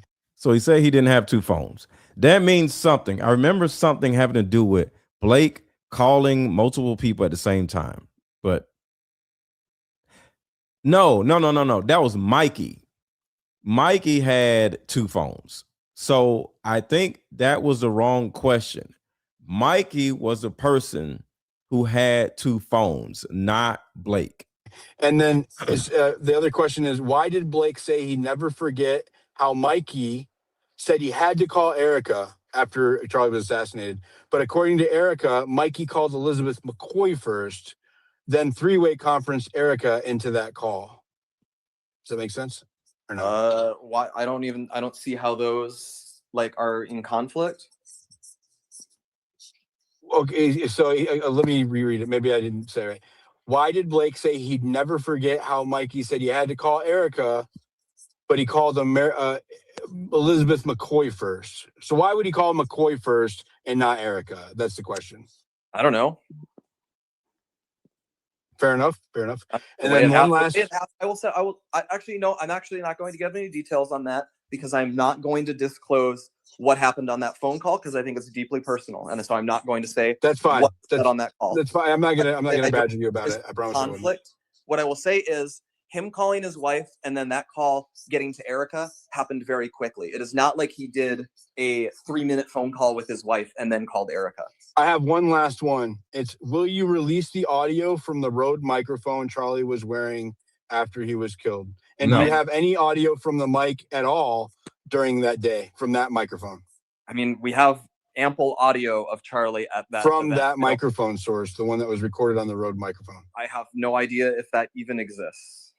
Well, you work for Turning Point. Can you have it released, I do not please? work for Turning Point, but also I have no idea if that. He does not work for Turning Point. He works for the Charlie Kirk Show. Even exists, and I don't know why it would matter.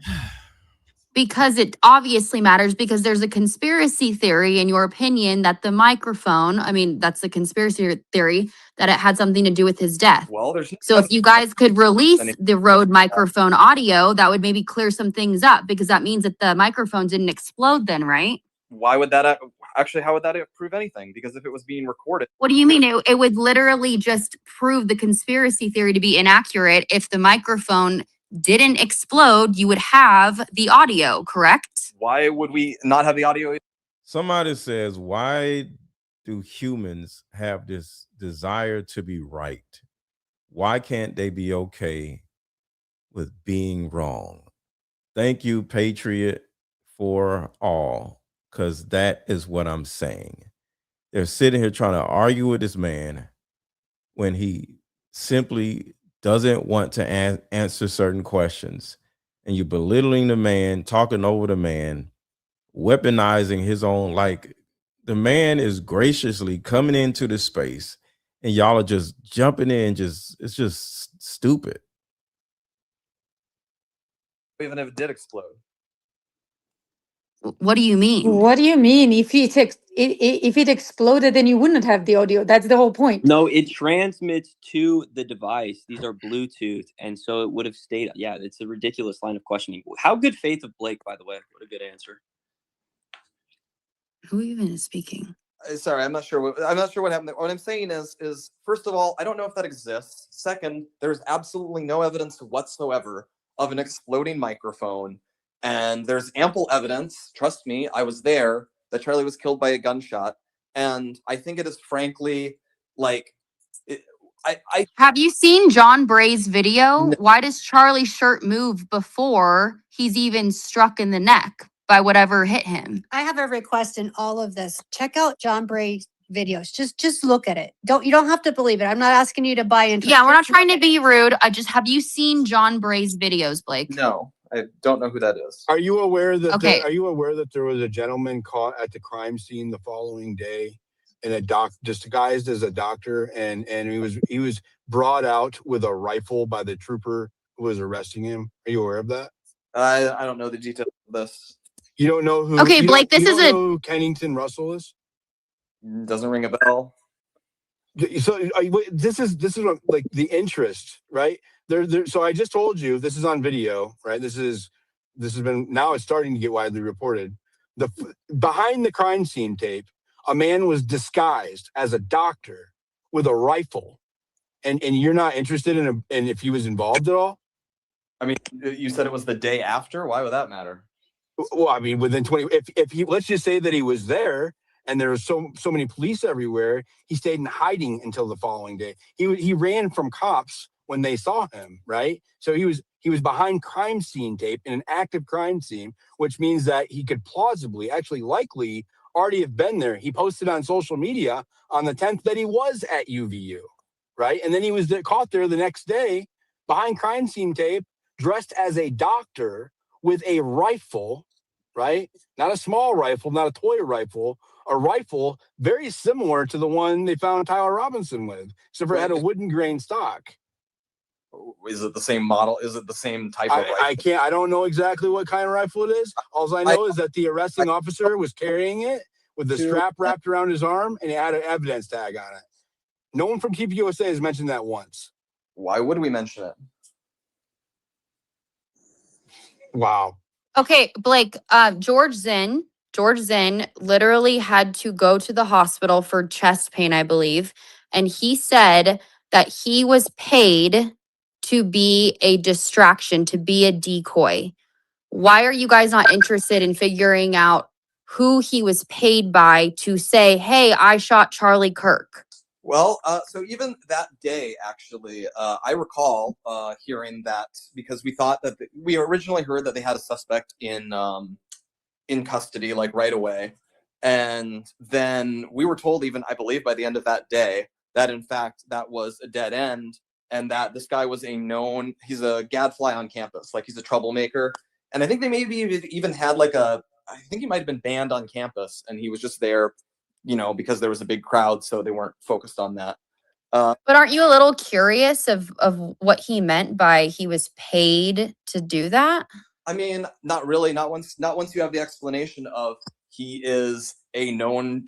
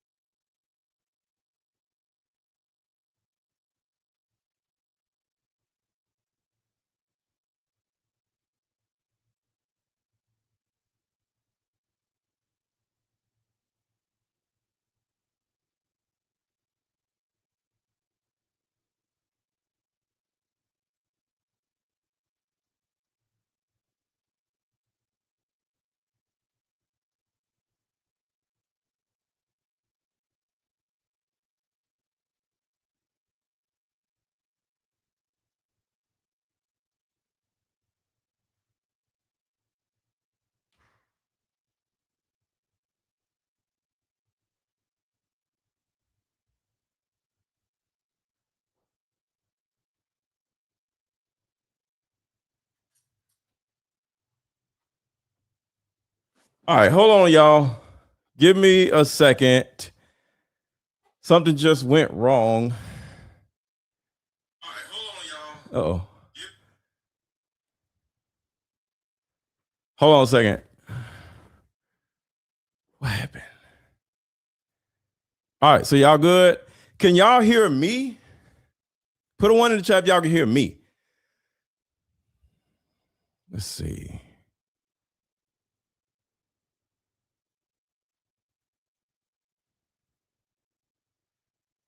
Huh. Let me refresh the screen. Here we go. Or is unpopular. We have young people on our show.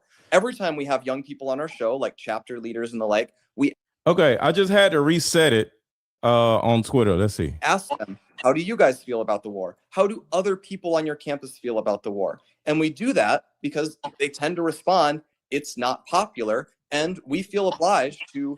So let me see if it cuts off near the end. Let's see. Lucky Martin Dura. It's the whole While, and she didn't mention anything about Erica or the guards. She was actually defending you guys for a good amount of time.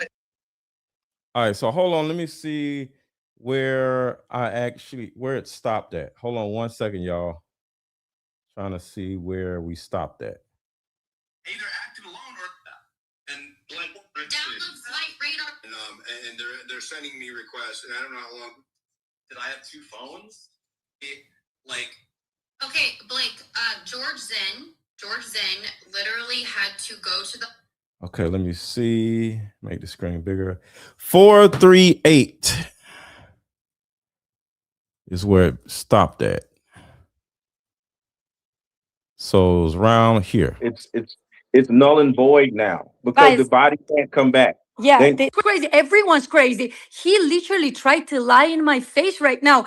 I'm the one who spoke to. Oh, okay. It was so dumb. Who are you? Literally had to go to the. Who are listening right now that have questions, and they're sending me requests, and I don't know how long you're going to be here, but they're not a lot. The first question is did you have 2 phones at UVU that day of the assassination? Did I have 2 phones? Literally had to go to the hospital for chest pain, I believe. And he said that he was paid to be a distraction, to be a decoy. Why are you guys not interested in figuring out who he was paid by to say, hey, I shot Charlie Kirk? Well, so even that day, actually, I recall hearing that because we thought that we originally heard that. Okay, so y'all can hear everything's back good now, right? Put a 1 in the chat if y'all can hear and everything's good. Right there is good. Okay. They had a suspect in custody like right away, and then Put a 1 in the chat if y'all can hear everything. I believe by the end of that day that in fact that was a dead end, and that this guy was he's a gadfly on campus, like he's a troublemaker, and I think they maybe even had I think he might have been banned on campus, and he was just there, because there was a big crowd, so they weren't focused on that. But aren't you a little curious of what he meant by he was paid to do that? I mean, not really. Not once you have the explanation of he is a known troublemaker and a guy who also lied that he did the shooting in order to help the person who did it get away, and he appeared. Shout out to Patriot for All. Thank you so much for the super chat, and I think I missed one. So thank you so much, Patriot for All. Thank you so much for the super chat. Why is it so difficult for me to see these super chats?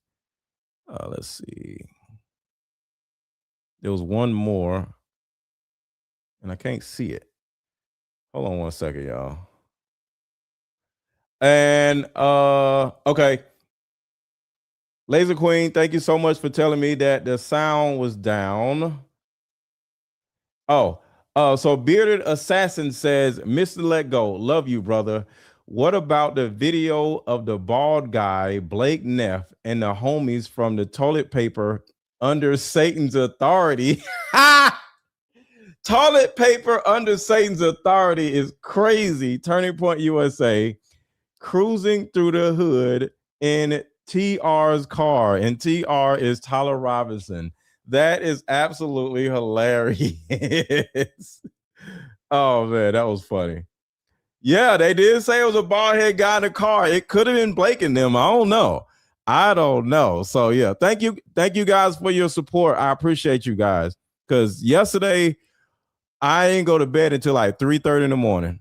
Appears to have genuinely spontaneously done that, and he seems like the kind of person who would do that personally. But it was an immediate reaction. It had to have been planned. Like No, it was has- so instant. I don't think it had to be planned if you're that type of person. I will say, I do think he should be criminally charged, because I think if he's spontaneous. He was criminally charged and convicted. He's in prison for it. Oh, was he? Oh, that's great. Well, no, he's in prison for child pornography. No, he's not even in prison. He's actually in a facility. He was also convicted for obstructing justice, which is what they called what he did at Charlie Kirk's assassination, by saying that he did it when he didn't. Oh, that's lovely. That was obstruction justice. But it was also for pedophilia. I probably would have charged him with like accessory to murder. But I don't know the laws of the state of Utah. But if this can be applied to Terrell too. Like this obstruction can be also applied to Terrell. If somebody did pay him, ridiculous thing. I'm sorry. If somebody did pay him, right? It's at least a lead worth following up on. Anyway, I will say, it's late. Thank you to Louisiana for hosting this. I'm going to migrate to another space because I think there's been a lot of interruptions on this one. Before you go, I'll continue this for a bit longer, but I want it to be in one where I have a little more control over what's going on. So I'm joining a new space. You guys. Well, can I ask you a question before you? We love you, Blakey. I'm glad you're gonna do this again. I appreciate you coming on, but can I ask you a question? So, what do you think was the? He just dropped down. He's done. Oh God! No, that was perfect. I got everything I needed. Look, I swear to you guys, like I just realized, I swear to you, 5 minutes ago, that Blake Neff was on the space, because I was texting and like talking and managing and doing all the things, and I was like, wait, does that say Blake Neff? I had no idea. Like, why? I swear to you, I was not paying attention. I let him up, Louisiana, and I didn't know that you didn't realise. And now, by the way, I want to say thank you. Myron is live streaming at the moment, just so you know. With his, I want to say thank you for allowing us and me, particularly, the opportunity to ask those questions of him, because I have been itching to for a really, really long time, and I really appreciate it. Thank you so much. This was brilliant. I'm sorry you dropped out. I had no idea. Like Kelly. No, you're good. You're good. We'll do it again tomorrow night. The reason why he left, I'm going to be brutally honest here. The reason why he left is because people asked a lot of retarded fucking questions and made a lot of retarded claims. Like, I'll just be very blunt about this. Like the Elizabeth chick said, what would you want to be convicted if you were in Tyler's shoes with the evidence that was presented? Like, well, yeah, you know why I asked that? Okay, hold on. Let me finish what I'm saying, because I wrote this down as you were saying it, because it was so dumb. Oh, okay. It was so dumb. Who are you to judge what my question is? Dude. Just try and speak respectfully, please. Yeah, can she? Yeah. Let him talk. Let him talk.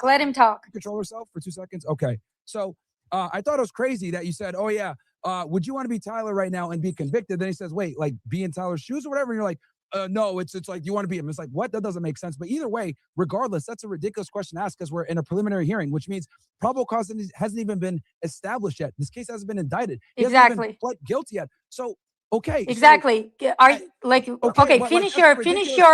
your thought. How dumb my question was, so I can actually answer it. Yeah, because we're for you to ask that question when we're not even we're still establishing probable cause is like ludicrous. Great, it makes no sense. Great. So, you want to know why I asked it? Now you're gonna stop talking and actually hear why I asked it. I was gonna continue on with what I was gonna say. Then you can respond. I wanted to finish my entire thought. Okay. Sure. So that was a ridiculous question, and then Diligent followed up and said, "Hey, well, doesn't everyone have the right to, be a presumption of innocence?" That is true, yes, but that comes from the court.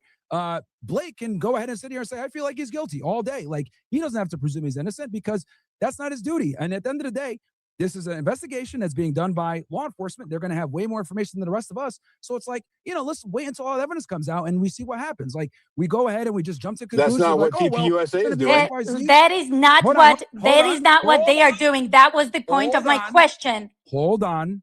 hold on. I know you don't understand probable cause and hearings and everything else like that. No, Let me this is finish just. what Are you I'm saying. kidding me? Are you okay in head right This now? is just. This Everyone's is just losing their a mind. very long monologue. Yeah, Myron. it's like Okay. stop talking for a second and listen. If you're gonna Number call one, your my voice is hold annoying. on, Your if you're voice is gonna annoying call and you're my stupid. if you're gonna I gotta call my finish saying what I'm question saying. stupid, Hey guys, you're gonna have to start putting your hand up, and please one at a time, please, It please. is stupid. And yeah. then, So are and you then done, or what are you gonna go forever with No, your Bible? Bitch, shut up. Well, I'm fucking talking. Like you're Don't ridiculous. tell her to Like, shut up, you're okay? Myron, just Who are keep you it to going, who please. are you to who are you to talk to me in Come on. any honestly, I don't even know why you bitches are in here. You should all be fucking making sandwiches. Myron, we're not doing this, and you're not going to be disrespectful at all. You can ask a question to Elizabeth and be respectful and say what you have to say Followers, but they're all young. and just let her speak. That's all. They're all young kids, you know. To be honest with you, I don't even know why these women are here talking in the first place. They're fucking retarded. They should be making sandwiches. If I'm going to be very blunt here. Hey, get out of here. fucking Get out of here, you whoa. misogynist weirdo. Get out of here. No, I removed him. Good. He's So if Bye-bye. someone is wondering, sorry Myron to defending Blake Neff was not on my bingo card. I gotta say. yeah. He seems like a moron, but anyway, I don't care what he says, but if someone is wondering why I ask this question, we are here to understand why is it that TPUSA and these people are constantly pointing fingers on Tyler Robinson as he already did the crime, he should be in jail. Now, which one of you is willing to argue with me that's not true? Which one of you? I'm happy to go into that argument. This is why I asked if you were Tyler Robinson. I didn't even say if you were Tyler Robinson. I said if you were Blake Neff. And if you were on trial right now, figuring out what's going to happen with your life, you're in a freaking death row, person. You're going to die if you lose this. Okay? So if you were on a death row in a huge organization that you have no power against, you don't even have your lawyers privately hired. State is representing you. And these ginormous organization that is taking millions of dollars from all these different donors are saying every single day with all these mouthpieces, whether it's Fox News or other things, saying Tyler Robinson is guilty. Shut up, people. Do not question this. He's going to walk. Do not question anything. Candace Owens is crazy. Elizabeth Lane is crazy. Everyone's crazy. He literally tried to lie in my face right now. I'm the one who spoke to the parents. I'm the one who spoke to the grandma. He literally attempted to say that, oh, parents think and grandpa thinks that he's guilty. How dare you? Have you ever spoken a word to these people? How about you trust? For you, I'm not, I'm not going to represent him or whatever. When it comes to homicide, when there's a body and somebody dies, the easiest thing to do is to pin a killer on the person to get them out of there. So it's less paperwork for everybody else. But So is that the right way? You know that 1% of every accused. Listen. That's not the point. The point is when there's a body, the key is to pin that body on somebody to get that out of the way. So everybody in whatever organization, whether it's crime organization or whether it's the feds or the state police, to get them out of the way so they can focus on the next Exactly. thing. I agree with you. 100%. I agree with you. That's why we ended up with Lee Harvey Oswald today. About if it was somebody in their shoes, their goal, whoever they is to just pin somebody on the body and get them and the body out of the way. That's But all. how is that justifying TPUSA? So what you're saying is let's just pin it on whoever so we can move and make money. That's what you're saying. So if any organization is all I'm saying. yeah, no, I agree with the motivation, and that's where we have a problem, right? All of us who are trying to actually get the right killer here and actually not have another Kennedy case here is why we're fighting. About getting the right killer, I said the key is to pin the body on somebody to get them out the way so they can move on. There's a lot of resources that are being spent because of A, B, and C. So think about this.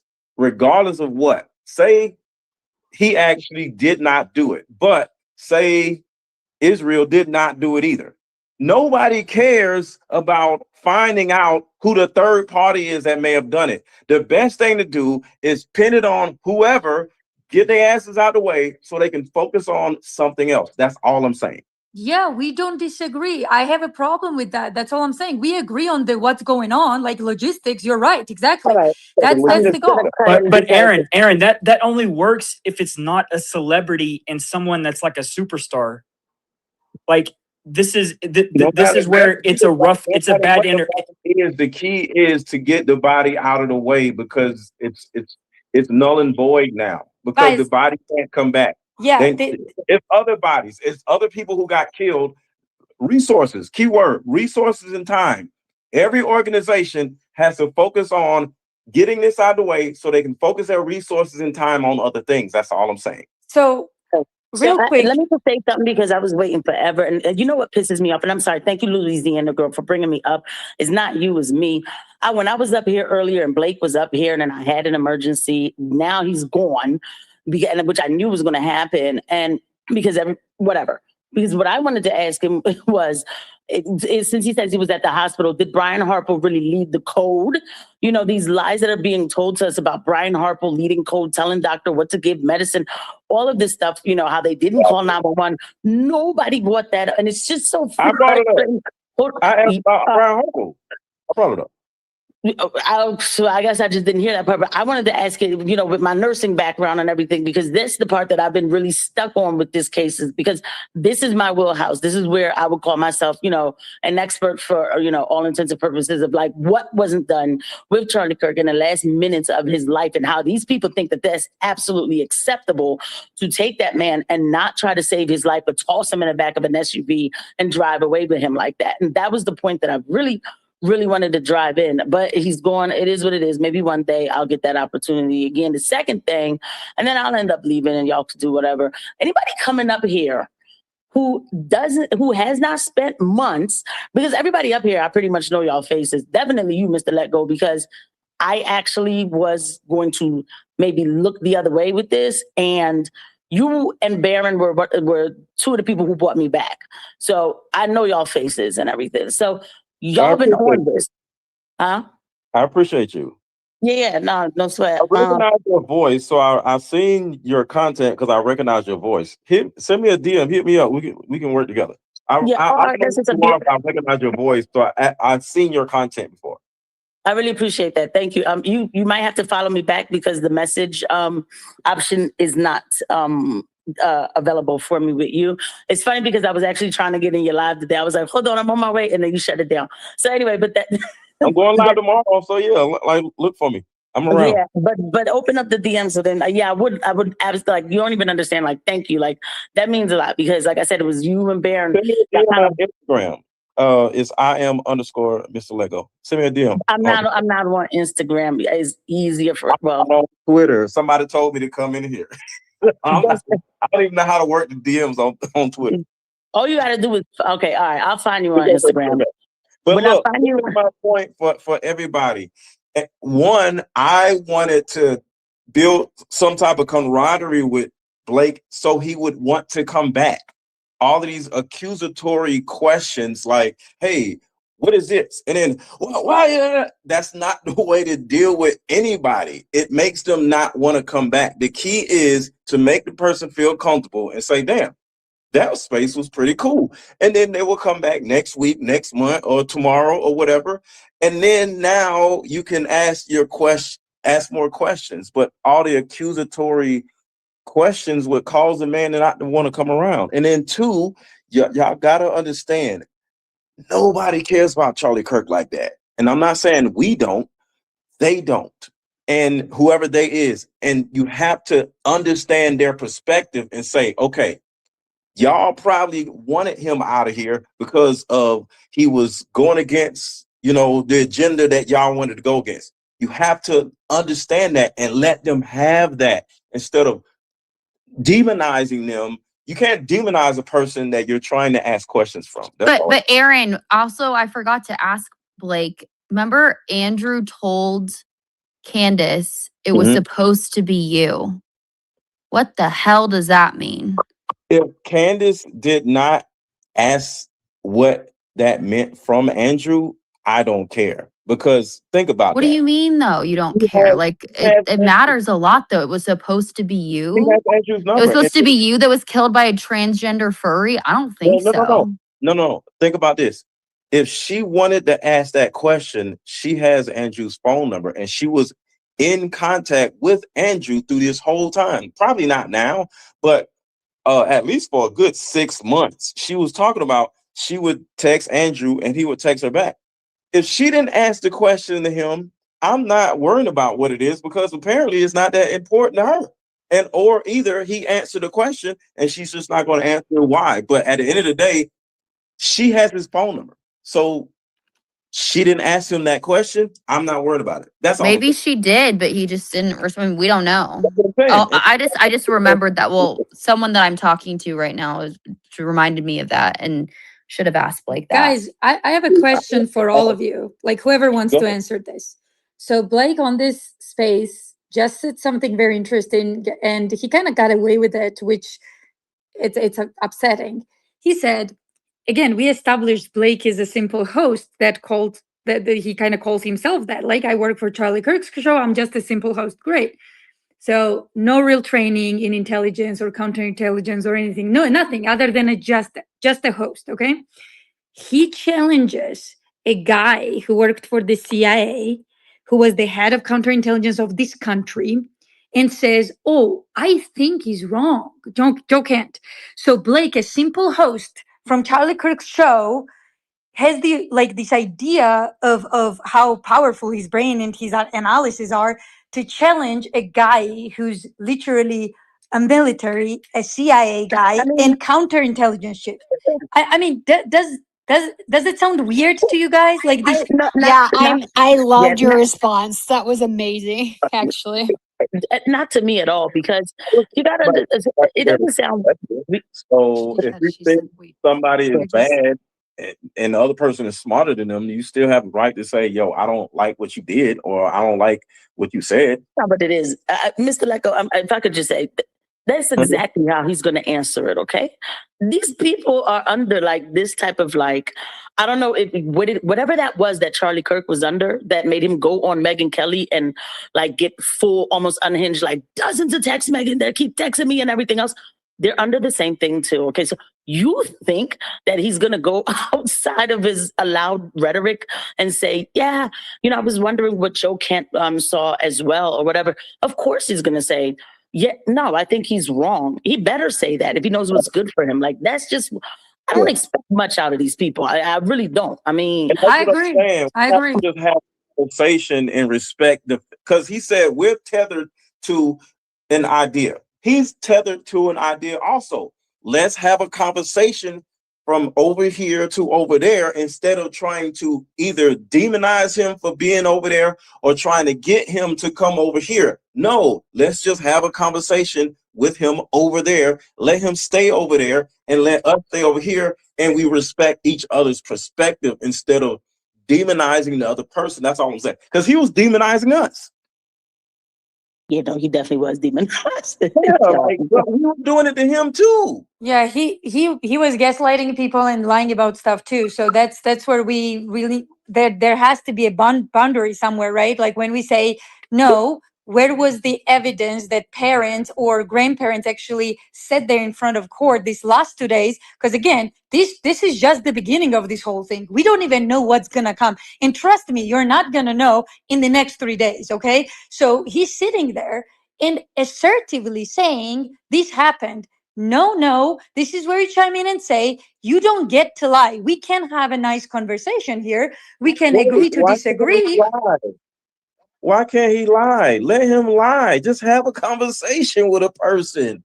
Like, you get what I'm saying? People have the right to lie. People have the right to say whatever they want to say. Well, just have the conversation. great. Then they have to be okay when people call them liars. And when Candy says you are a liar, he cannot come out and bitch about that, which he does all the time. My question to you is, why are you going to call a person a liar? Let them lie. See, the more a person shows you who they are, the better you understand where they are. If they're lying, have the conversation and know that they're lying. Accusing somebody of lying whether they're lying or not, never gets you anywhere. It's only going to get an argument. That's all I'm saying. I think that's a good way to think about it. Pretty well. I think he exposed himself real well. Because the thing about it is, don't we want him or Andrew COVID or anybody else to come in one of these spaces, Erica Kirk, to speak these, have these conversations? Absolutely right. Once again, I want to go back to all of the people and say, "Oh, I went into a space and it was a clusterfuck, and everybody's yelling and arguing and demonizing." Don't you think he's going to go back and tell his experience to the other ones? I really don't think that anyone was demonizing him when people were challenging him. That's very simple. I don't know, like being in many debates where people will challenge you. You can't be a snowflake and be like, oh, don't challenge my thoughts. Let me just get away with whatever I want. And you are here. Like, if we're having a debate, let's have a debate. Very simple.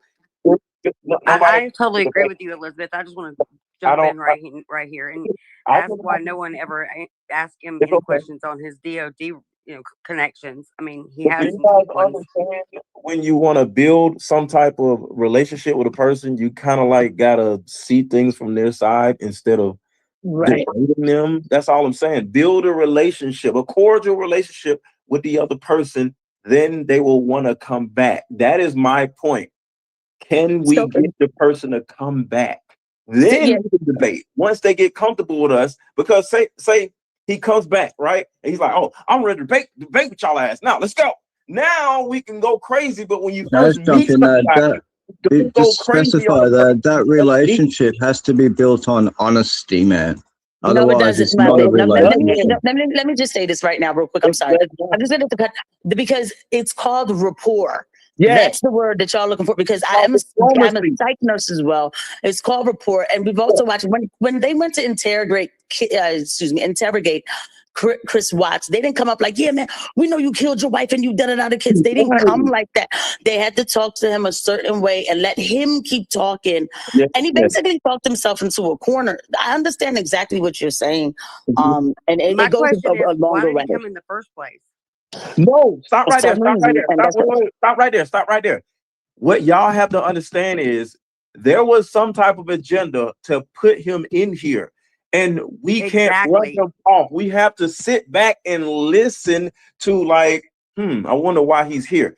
And let him play himself out so we can figure out what the agenda is. But y'all running him off with the arguments where we need to figure out what the agenda is. Why is he in here? What if Erica Kirk came in here? There's a reason why she's in here. We can't just be yelling at her. We need to be like more observant of I wasn't arguing with him. I was asking him specific details of what happened on the day, and I kept getting cut off. And those details matter from the investigation side of who killed Charlie. That's what I was getting at. We had Blake in here as an opportunity, and we might not get it again. And there were specific details from timelines to filling gaps of the timeline on the day. There were certain details that we needed to know. And that was a good opportunity to find out. And that's all I was trying to say. I know for a fact that he contradicted himself at least three good times. I know. And but now, I mean, there was different things that we still needed to find out. And the conversation got taken off into tangents that didn't matter. And but what I'm saying is operating in a thought process of lack. Let me get all these questions in because I might never see him again. Instead of that, build a rapport with the person, be diplomatic, and next thing you know, you might see him in another space, or he might come build into a another rapport through honesty, man. Like they have to be honest, and I'll be honest with them. So he's never going to be honest with you. You can't make I'm going to push back, but I'll push back politely. I don't have to just go ranting and raving at him. I didn't do that. No, you didn't do that. I'm just saying this may happen again, is all I'm saying, And I hope to be invited back again if it does. It could be Erica. It could be somebody else. It could be Andrew COVID. Because for him to come in, that means somebody on his side is like, go in there and see what happens. So this I think he was coming. I think he was coming to gaslight and deflect us, as well as get us thinking on a different track. This was some type of operation. We have to be aware of that. Is all I'm saying. And because it's an operation, they're going to come back again because the operation fell apart. So they're going to try to come back. And we can't just turn around and just go off on them. You're lying to us. Let them lie. Let us just sit back and observe and take in the information. Collect the information. It's all about information.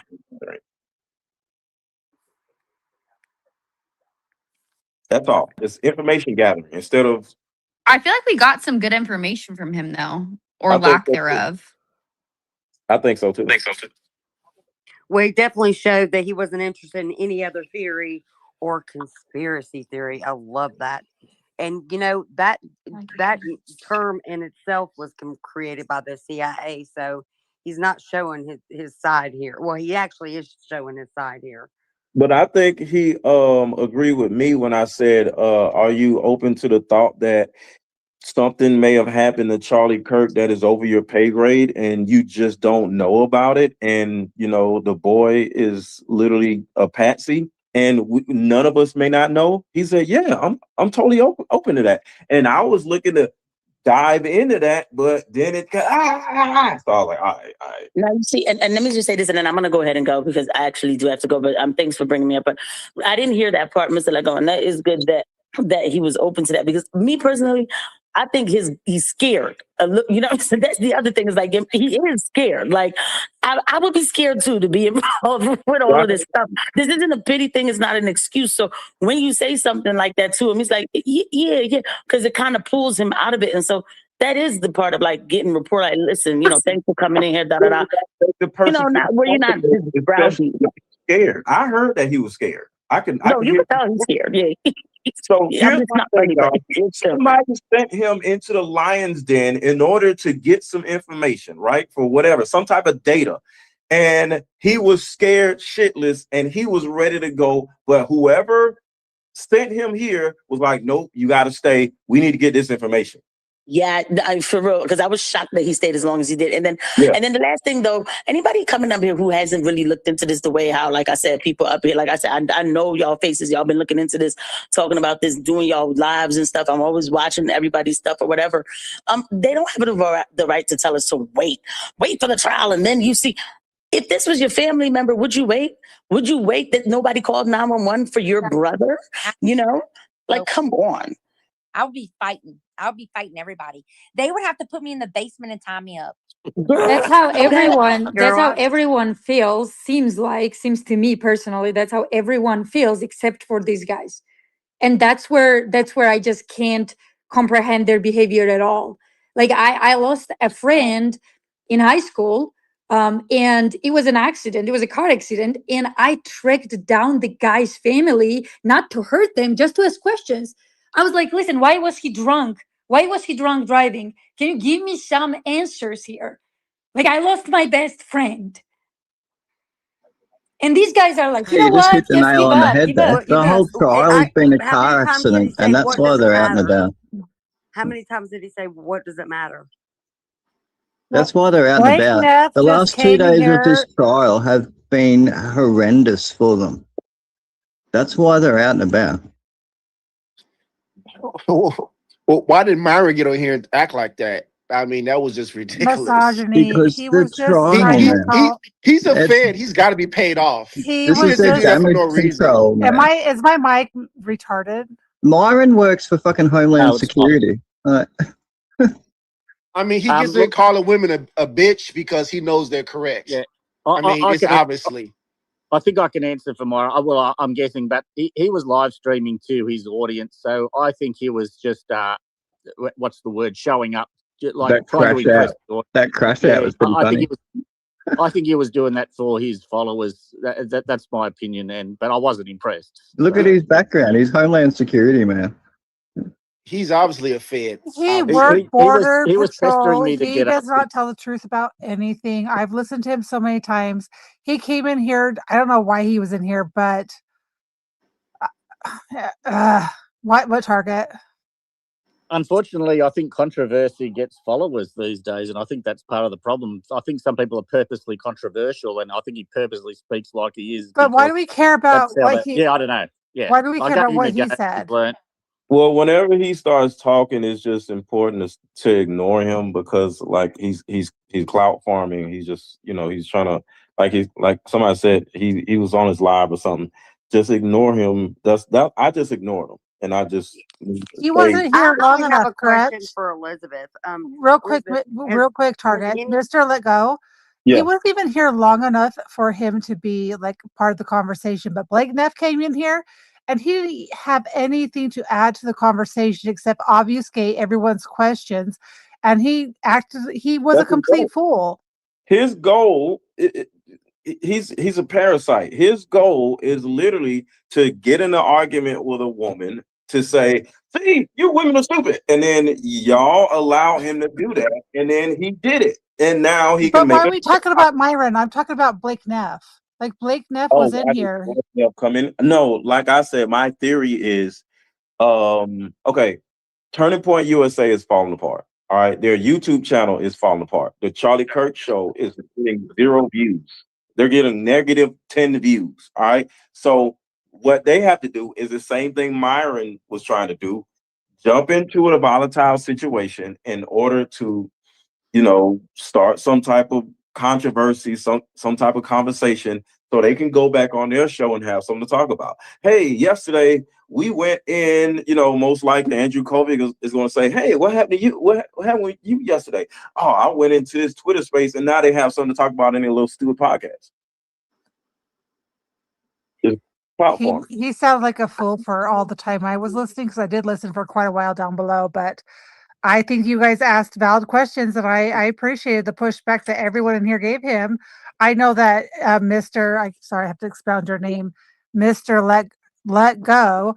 I know you're like, let's get him talking. Because the more you let someone talk and the more you listen, the more they expose themselves. Yes. So I agree with you there 100%. But I did appreciate the pushback and the questions that were asked, because they're unanswered questions that all of us are thinking out loud or privately in our own heads. I just don't see. The biggest problem with all of this is that people think they're old answers.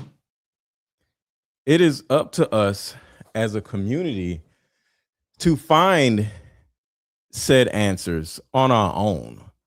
Nobody's going to give us answers. Nobody's going to give us anything. So the thought process of he has to give us the answers. No, it is up to us to strategically find ways to get the answers that we seek instead of just somebody just giving us answers. You can't say, answer this question. No, you have to strategically befriend the person, build some type of rapport with the person. And then once the person is comfortable with you, once they trust you, then you come in and ask your questions. So I'm going a little bit farther.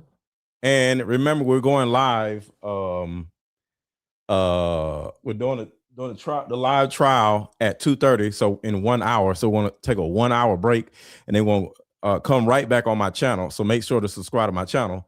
But the key is to be diplomatic. And in this audio, you're going to hear how I talk about how countries are bombing each other, killing, like people are dying, but they still are able to sit down and have an adult conversation with a person that just blew up one of your buildings in your own country. So keep that in mind. You don't get anything. You don't get anything by just yelling at somebody. It's just dumb. Wait, does anyone know where Blake was? Somebody that you don't. I forgot to ask him. Go ahead. He's You live guys, in we another forgot to state ask at the Blake moment. why Mikey McCoy reached out to Candace Owens. We forgot to ask Blake why Mikey McCoy reached out to Candace Diligent Owens. asked that question. Diligent asked that question when he was in here, or someone did. Someone asked him that question. Oh, really? Okay, I joined a little bit later. What did he say? I think about what you just said. Why did he call his wife first before calling Erica Kirk? Someone asked that question. But no. Why did he that reach out to wasn't- Candace Owens specifically? I don't Mikey think McCoy reached out to Candace Owens. Oh, you're correct. Sorry about that. Was Sorry. it Mikey? Was it Mikey? Her, the one feeding her the information? Yeah, it doesn't make sense for Blake to tell a bunch of random ass people why Mikey did something. Like that doesn't. I agree. That's a Mikey McCoy question. And this Yeah. like asking people why they think their friends did something, it's not gonna get us like far, you know? So we can ask Blake directly why he thinks what he thinks. And it like I think the questions were fair. Like, hey, listen, are you open to other possibilities? And you said he said yes, but if I correctly recall, I don't know, correct me if I'm wrong, he also added to that he says, well, there's no evidence for it. There's plenty of evidence, you know? Or So what does it matter? Just say yeah. there's evidence and then just say, okay, cool. I think differently, Yeah. cool. And then move on to the Yeah. next question. That's all I'm saying. Want the truth. He's thinking that we don't want the truth. Don't want the truth. Tyler Robinson is guilty no matter what because they said he's guilty. That's the end of the story. Different. So both sides. So listen to this part right here. Are saying the same thing. You don't want the truth.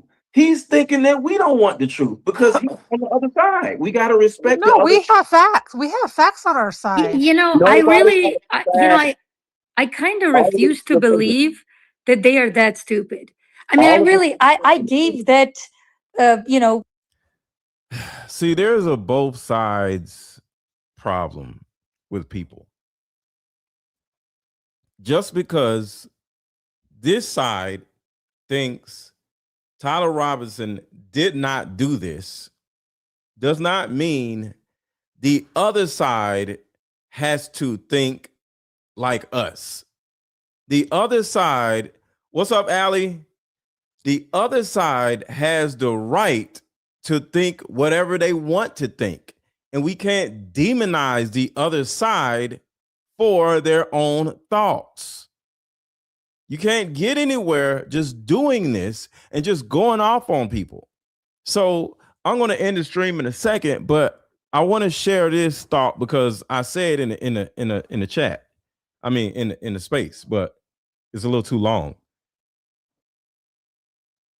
Countries blow each other's buildings up, blow each other's bases up, blow each other's schools up. A missile can come in and just boom, like eviscerate 200 people, right? As the president of that country, at some point, you and that other president are going to have to sit down in front of each other. And do you think a president is going to get anywhere by yelling at the other president, saying, you blew up this school, you blew up my building, you did this, you blew up my tanks, you cost my country this amount of money? Is that going to get anybody anywhere? They're going to blow up more shit. Or do you sit down and just become diplomatic and say, okay, look, you did what you did, I did what I did.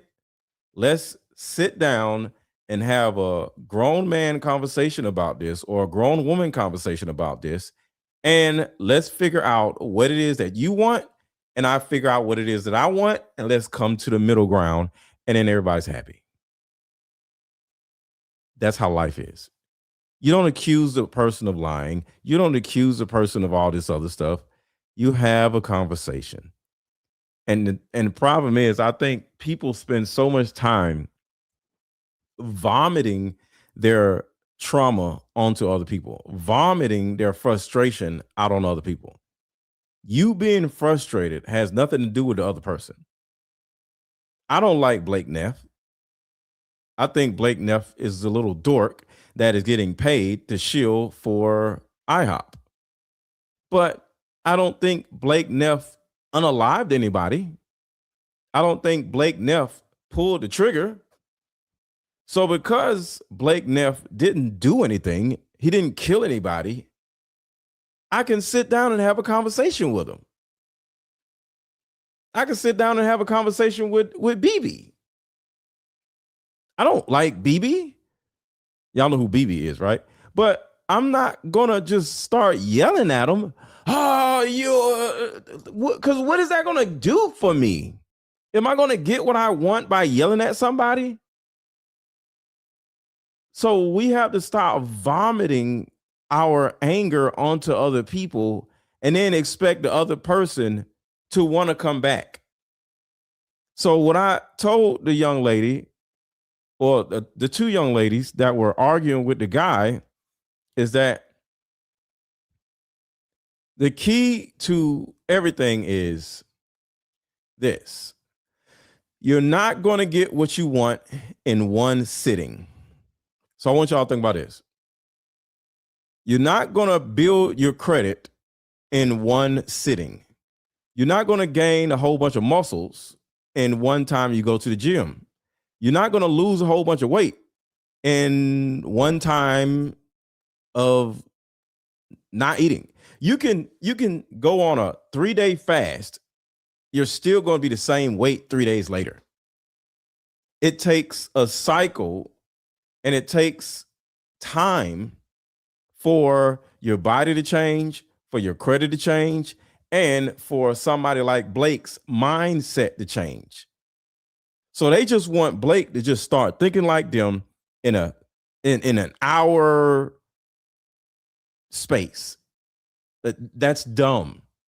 What you do is you have a conversation with Blake, you ask him questions, and then you make the environment a safe space for him to want to come back. Then he comes back and you have another conversation. And then he comes back again because he enjoys being in that environment, and then he comes back again. And next thing you know, you then can ask him the tough questions because now you both have rapport with each other. You both now are used to each other. He now knows who you are. But being in a space with a bunch of random ass people that he has never met, he is not going to start answering your random ass questions because he don't know you. So that's all I'm saying. So somebody says, sorry to say this, but what you're describing sounds like deception. It's not deception. It's common sense. Okay? I'm not saying deceive a person.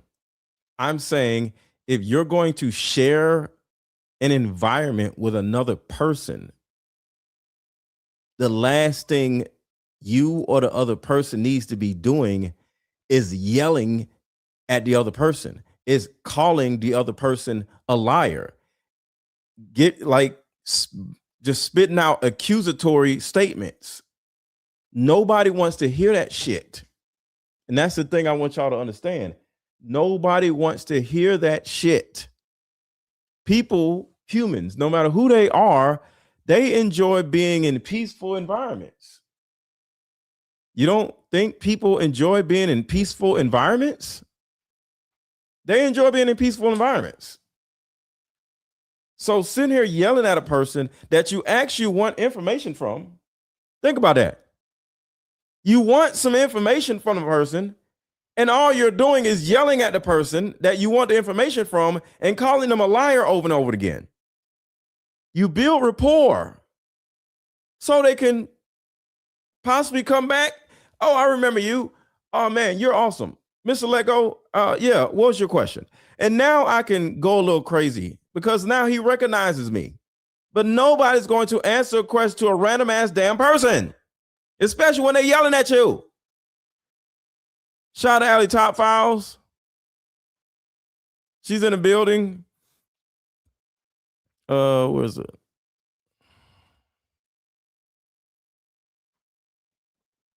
Why isn't the super chat showing up?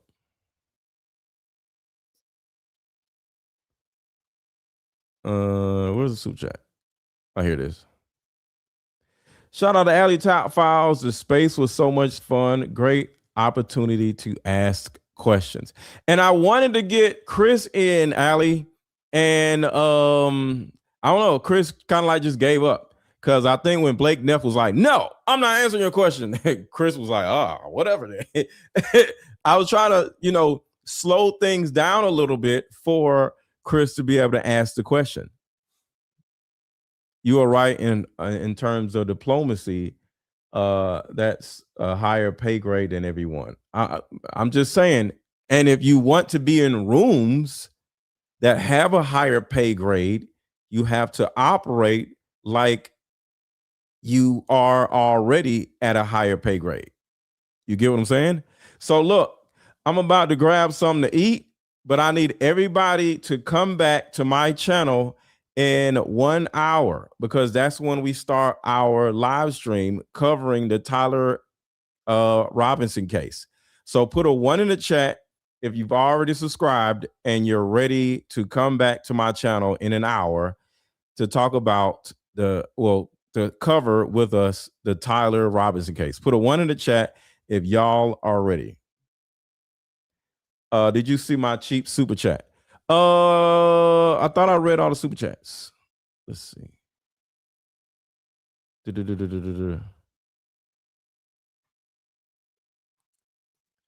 Sound is down. I'm just trying to go over the super chats. Miss Lego, I read that one. Thank you, Miss Lego. Read that one, I believe. Farnsworth gets order. What is that? Farnsworth. I did miss this one. Farnsworth gets order. Phone who? Chair. I don't know what that means. What is that? Okay, so I don't know what that means exactly. That's why he can't stop using Charlie's name on the show. So yeah, I think I got all the questions.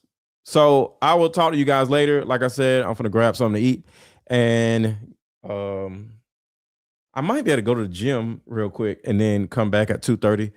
Probably not, but put a 1 in the chat if you're ready to come back and hang out with us for the rest of the day to cover this Tyler Robinson situation, and also put a 1 in the chat if you are subscribed to my channel. I'm about to play the like button song, and we are out of here. This just in, a new way of healing is sweeping the country, and it's a card game called Like Mother, Like Daughter. This game is powerful. My favorite question was, if you could parent me all over again, what would you change? This card game has a mother deck and a daughter deck, so we both have questions for each other. These are some good questions. Do you think I'm a people pleaser? If so, where did I get this trait from? This card game actually helped my marriage, and the questions showed me that I still had unresolved issues with my mom, and I was taking them out on my husband. If you don't do anything else, buy this card game. You won't regret it. Click the link below. Like mother, like daughter, we are the same. You'll see when we play this game. Everybody, Let's go.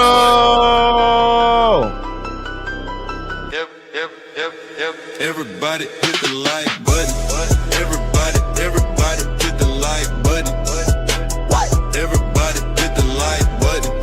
Everybody hit the like button. If you got something to say, drop it in the comments. Don't be acting afraid. What? Everybody hit the like button. Everybody hit the like button. If you got something to say, drop it in the comments. Don't be acting afraid. Drop your city in the chat. Let me know you at. Drop your city in the chat. Let me know you at. Drop your city in the chat. Let me know you at. Drop your city. What? Drop your city in the chat. What? Drop your city. What? Drop your city in the chat. Drop your city in the chat. Make sure to hit the like button. Make sure to hit the hype button and share this video with all of your friends who are also into Charlie Kirk content. So hit the hype button, hit the like button, and share this video. Talk to y'all later. Remember, come back to my channel in 1 hour. We're covering the show.